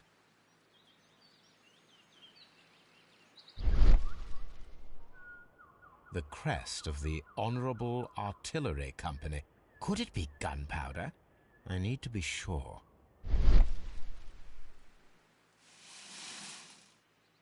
Judging by the fractions and the scent, I can confirm that it is, in fact, gunpowder. The barrels are roughly clustered. It seems as though they were brought here in a hurry.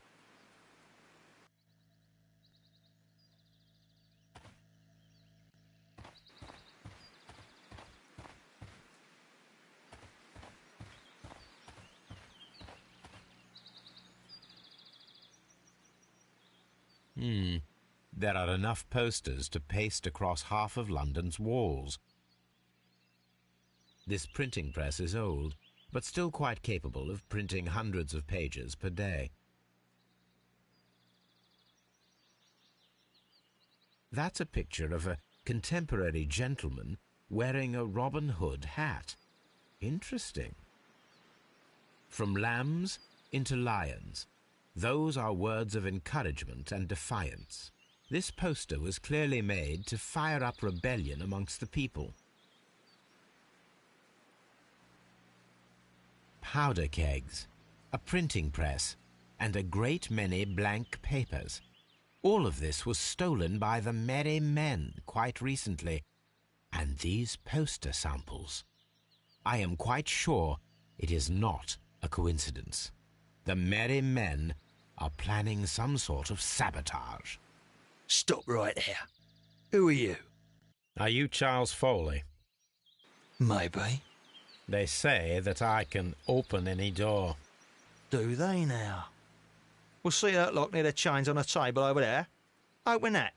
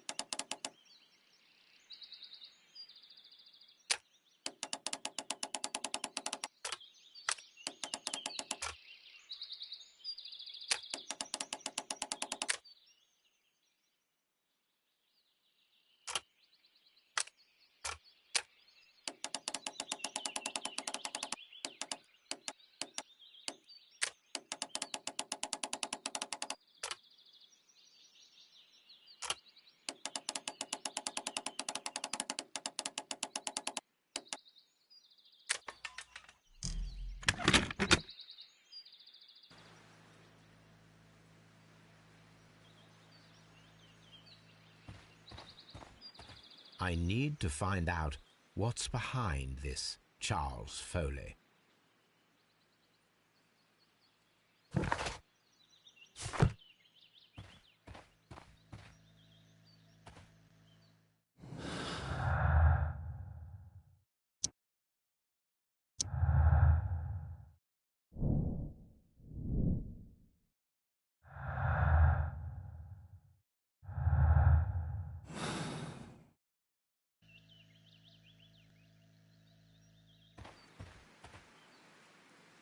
Oh, well, they're right. What's your name? Nigel Shirley, from York. Ah, Nigel from York. Never heard anything about you. How'd you hear about me?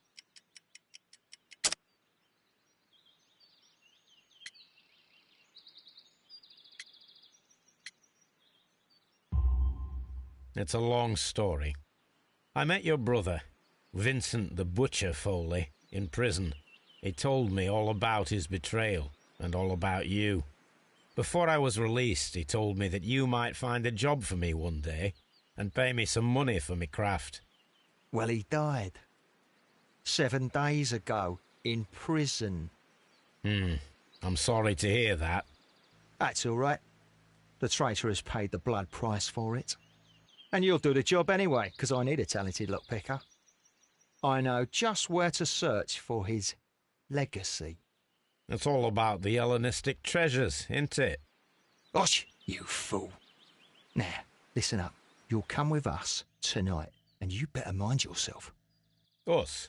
Wait, who's coming then? Billy, Jack and me. And what will I get for that? We'll share the loot. The one you seem to know about. Right. Wait for us at the abandoned manor house on the corner of Ladbroke Grove and Kensington Park Road at midnight. Deal.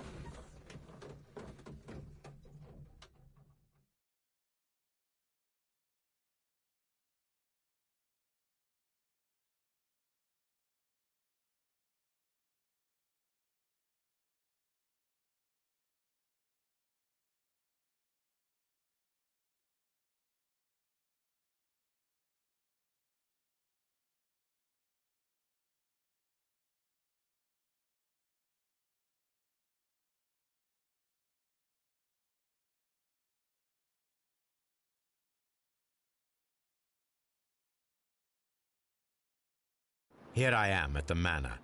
Somewhere inside it are the Hellenistic treasures.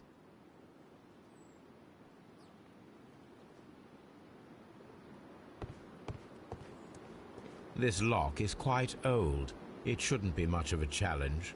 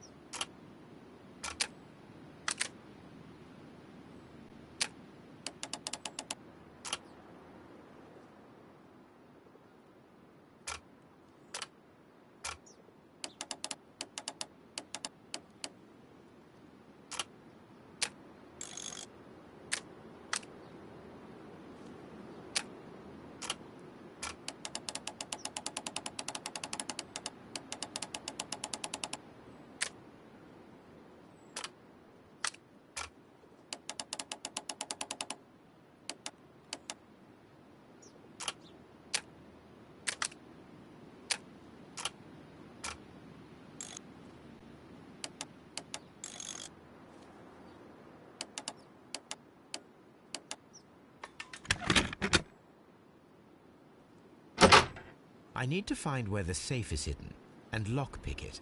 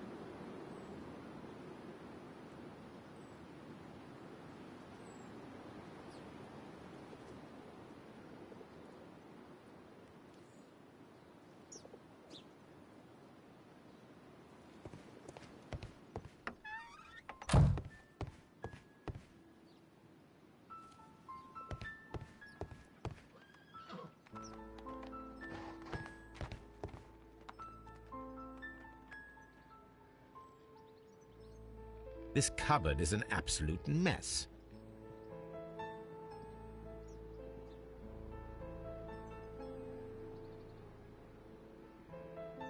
Several books have fallen from the shelves. It seems as though this cupboard can be moved. I'll give it a try.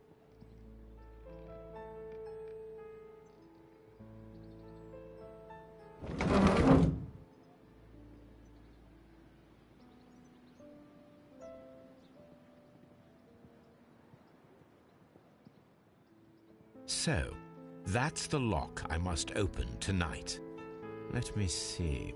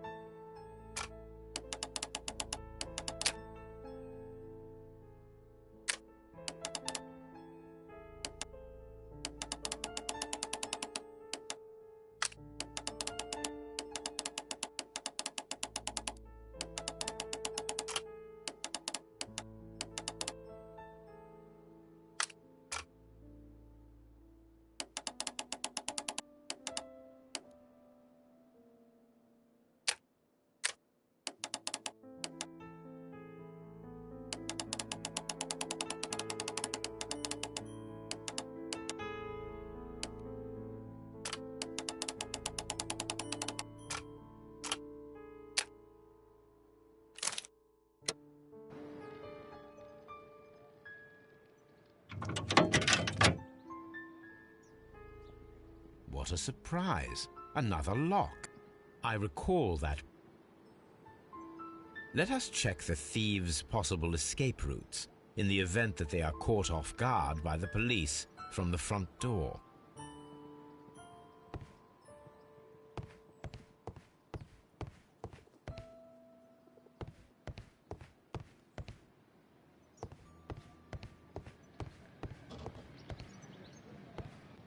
This door is a perfect means of escape in an emergency.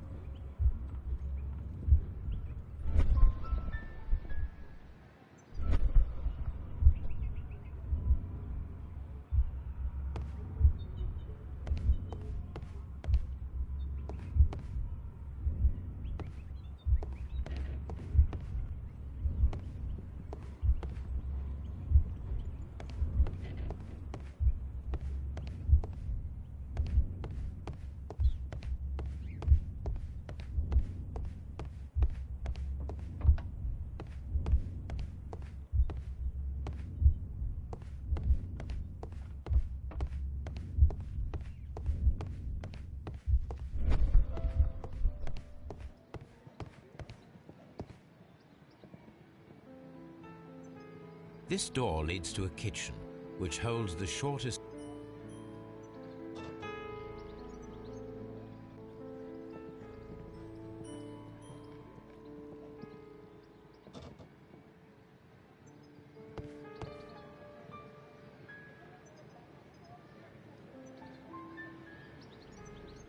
A solid rope.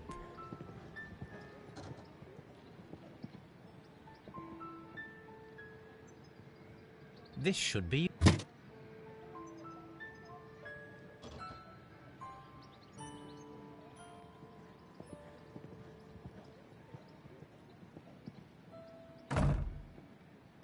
The door is now blocked.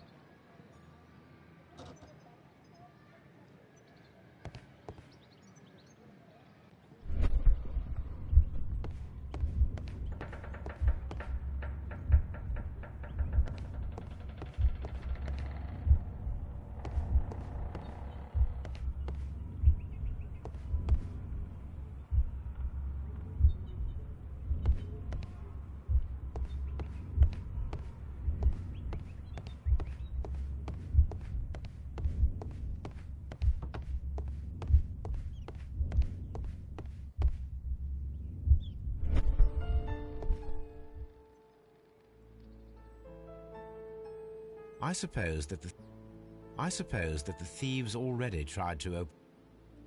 I wonder what this old.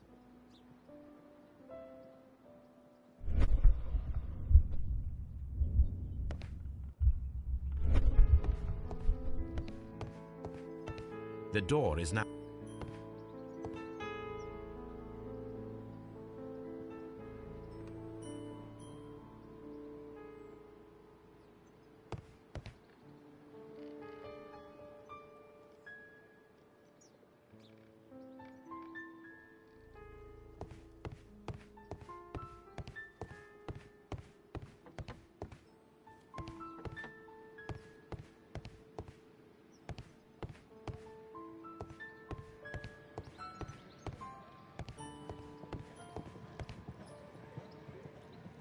This should be used.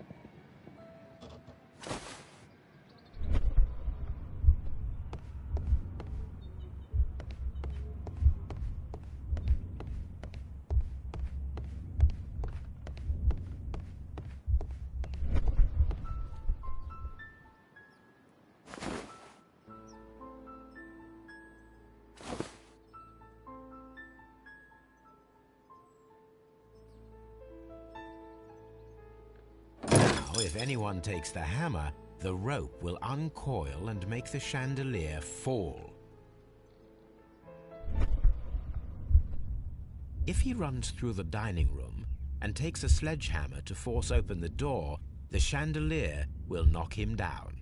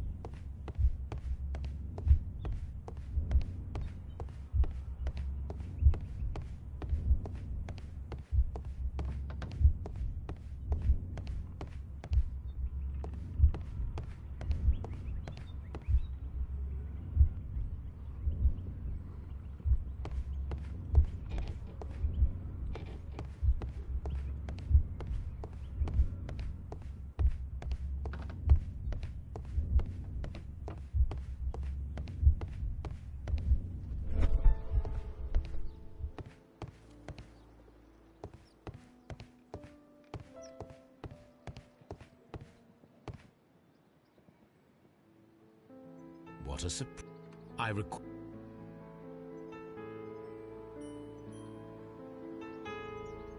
The door is...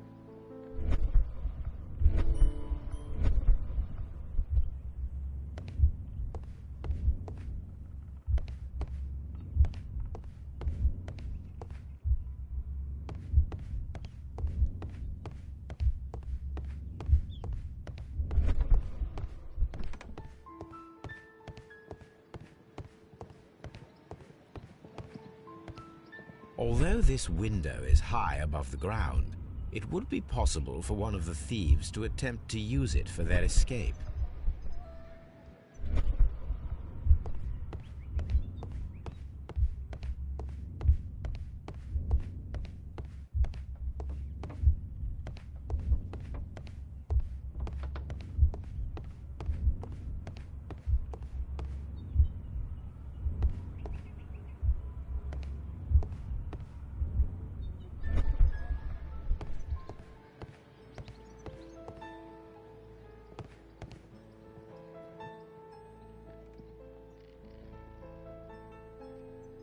This is the perfect...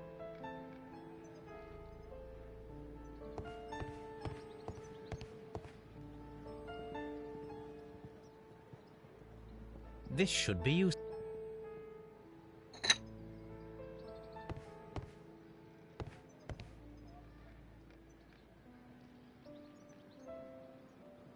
One step on these beads, and our thief will go flying.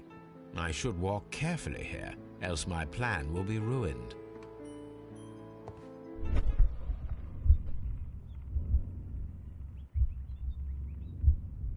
Any thief who finds his way upstairs will roll down very quickly.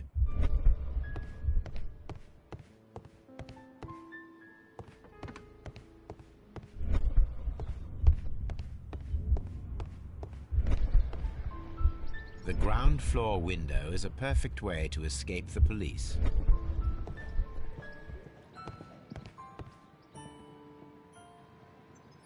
This hatch leads to a cellar.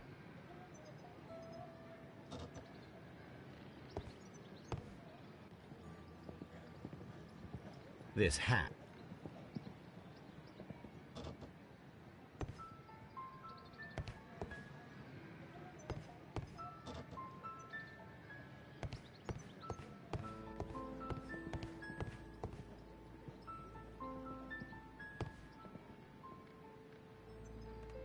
This works very well. No one will escape.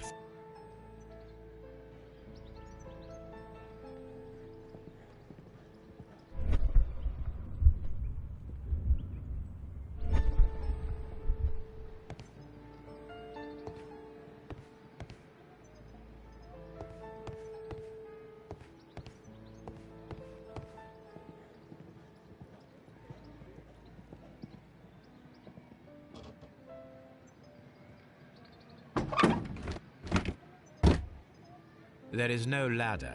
If anyone falls here, he will need assistance to get out.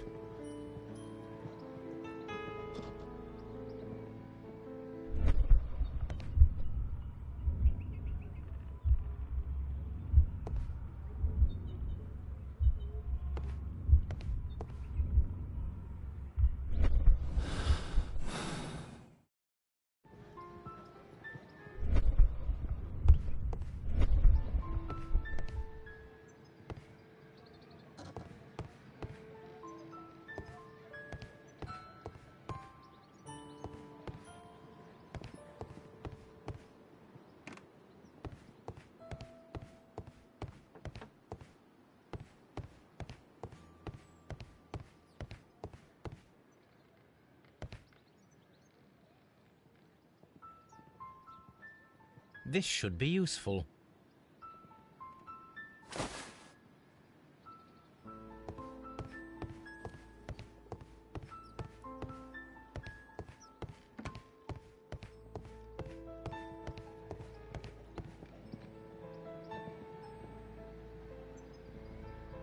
Now, it's not an open hatch, just a nice carpet on the floor.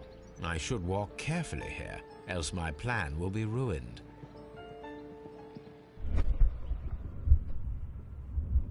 Now, if a thief runs through the kitchen, he'll pay a surprise visit to the cellar. The traps for my circus companions are all prepared. I can leave now, but I'll return later with Charles Foley and his companions.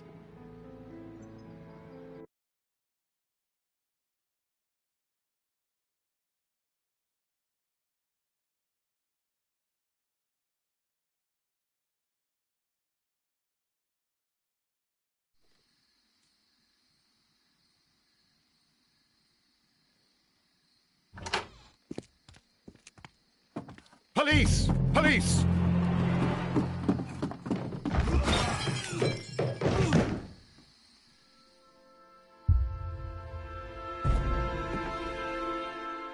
Stop where you are! Where are they? Trapped, Watson, with your assistance. How so?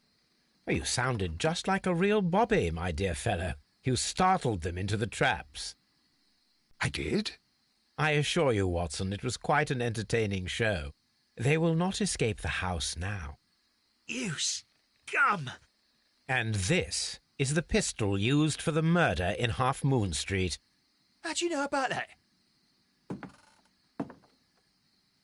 Have you closed the case yet, Sherlock? Mycroft, what are you doing here? Did you follow me? Sherlock, it may seem that I used you, but you should be pleased to know that you have served our queen well, in this instance. So now, let us catch the big fish. But this man is not one of the merry men? No. Then why exactly are we here, Sherlock? This gentleman, Charles Foley, has been involved in a double murder, and the hunter of a set of valuable antiques, the Hellenistic treasures, which disappeared in a theft many years ago. You're no better than the coppers.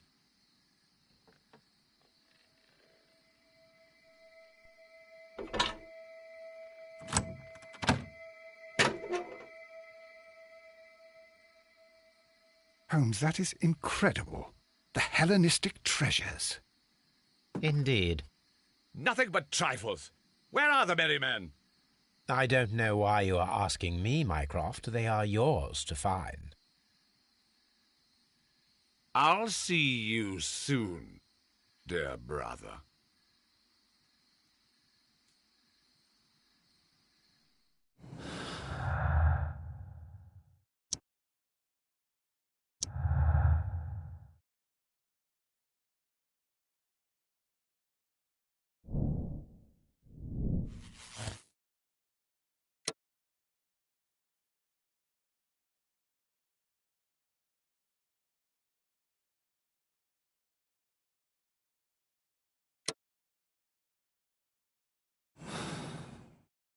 Don't move, you flim-flammer.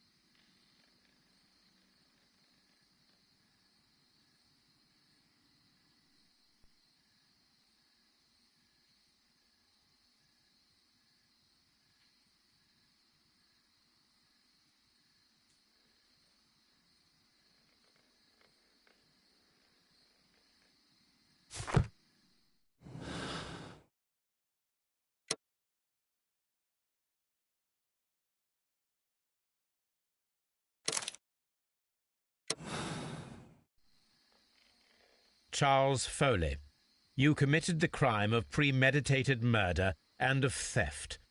You will be severely punished for your deeds. You are pitiful. You Scotland Yard dog! Save your words for the gallows. I'm sure the journalists will love them. I shall leave now, Watson. Gentlemen, please take our friends here into custody. Where are you going? I have unfinished business. I'll see you at Baker Street.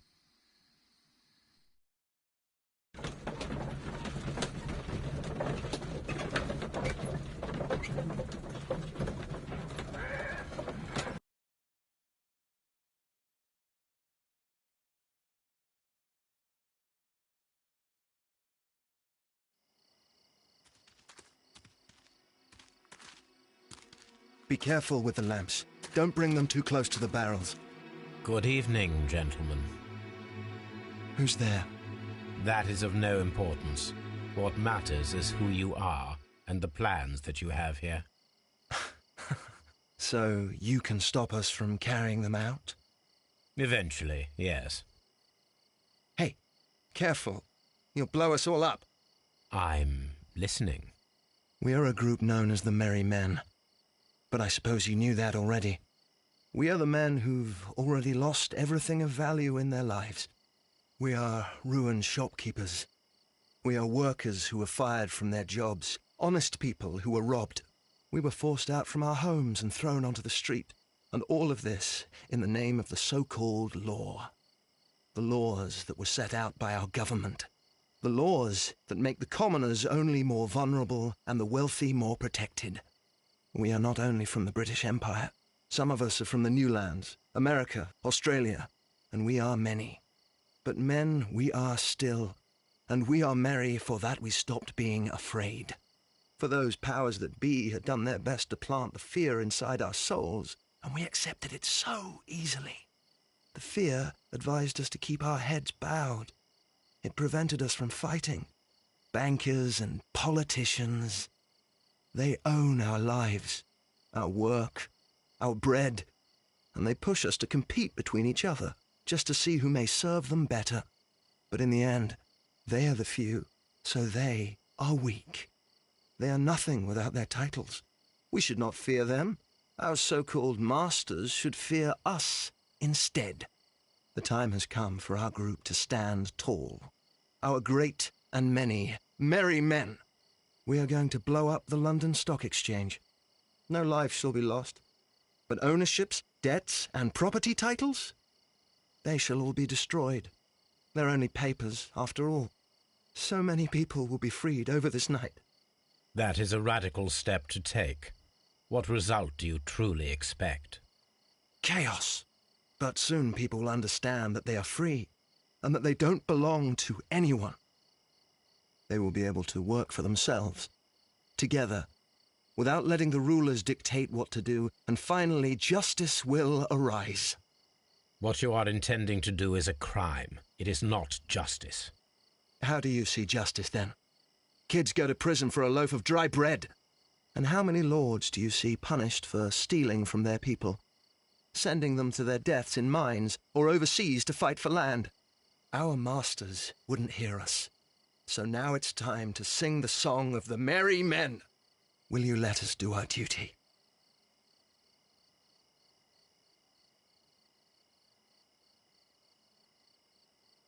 When people fight the order, they are too blind to see the consequences that throw society into chaos.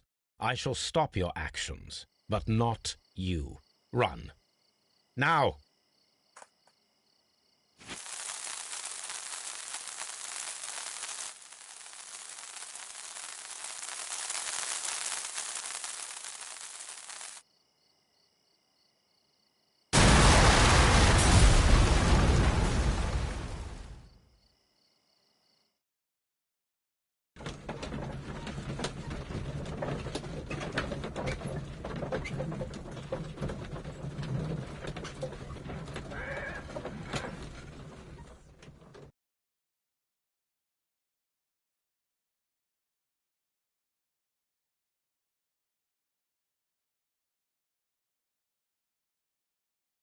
So, you're interested in Russian literature now?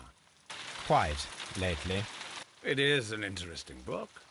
I remember a few lines. Really? I tried reading it myself, but I had a hard time understanding it. Yes, Doctor. It's about intelligence. Sherlock, I vaguely recall one of the lines. Sometimes it takes something more than intelligence to act intelligently. There were also a few words along the lines of pain and suffering are always inevitable for a large intelligence and a deep heart. Tell me, Doctor, does my brother show any signs of pain or suffering? Not that I know of. Because you see, Doctor, behind all of his masquerade, my brother does possess a deep heart. So deep that he does not recall where he places his love. Well, I'm sure that... His love and his duty that, in the first place, should be directed towards the Empire. For without it, we would be nothing. A country filled with uncivilized men. And the Empire needs order and discipline. It has no room for chaos. People who commit crimes, or at the very least intend them, deserve punishment, Sherlock. Without justice, there can be no civilization. But we serve the truth, not justice. Your truth, Doctor, that may prove immoral. Allowing people to terrorize London, destabilizing the whole empire. Terrorize only the powers whom you serve, Mycroft. Not I, not Watson, not Mrs. Hudson, not Wiggins. Sherlock, the merry men are to be stopped. Not by me. You created the merry men. Stop them yourself. Only make sure that you don't create 10 more merry men by arresting the one. Good night, Dr. Watson. Anything in the post, Watson? Any clients worthy of our attention? Only a second reminder from Mrs. Hudson about our new neighbour. She urges you to remove your... Oh, I don't care about that.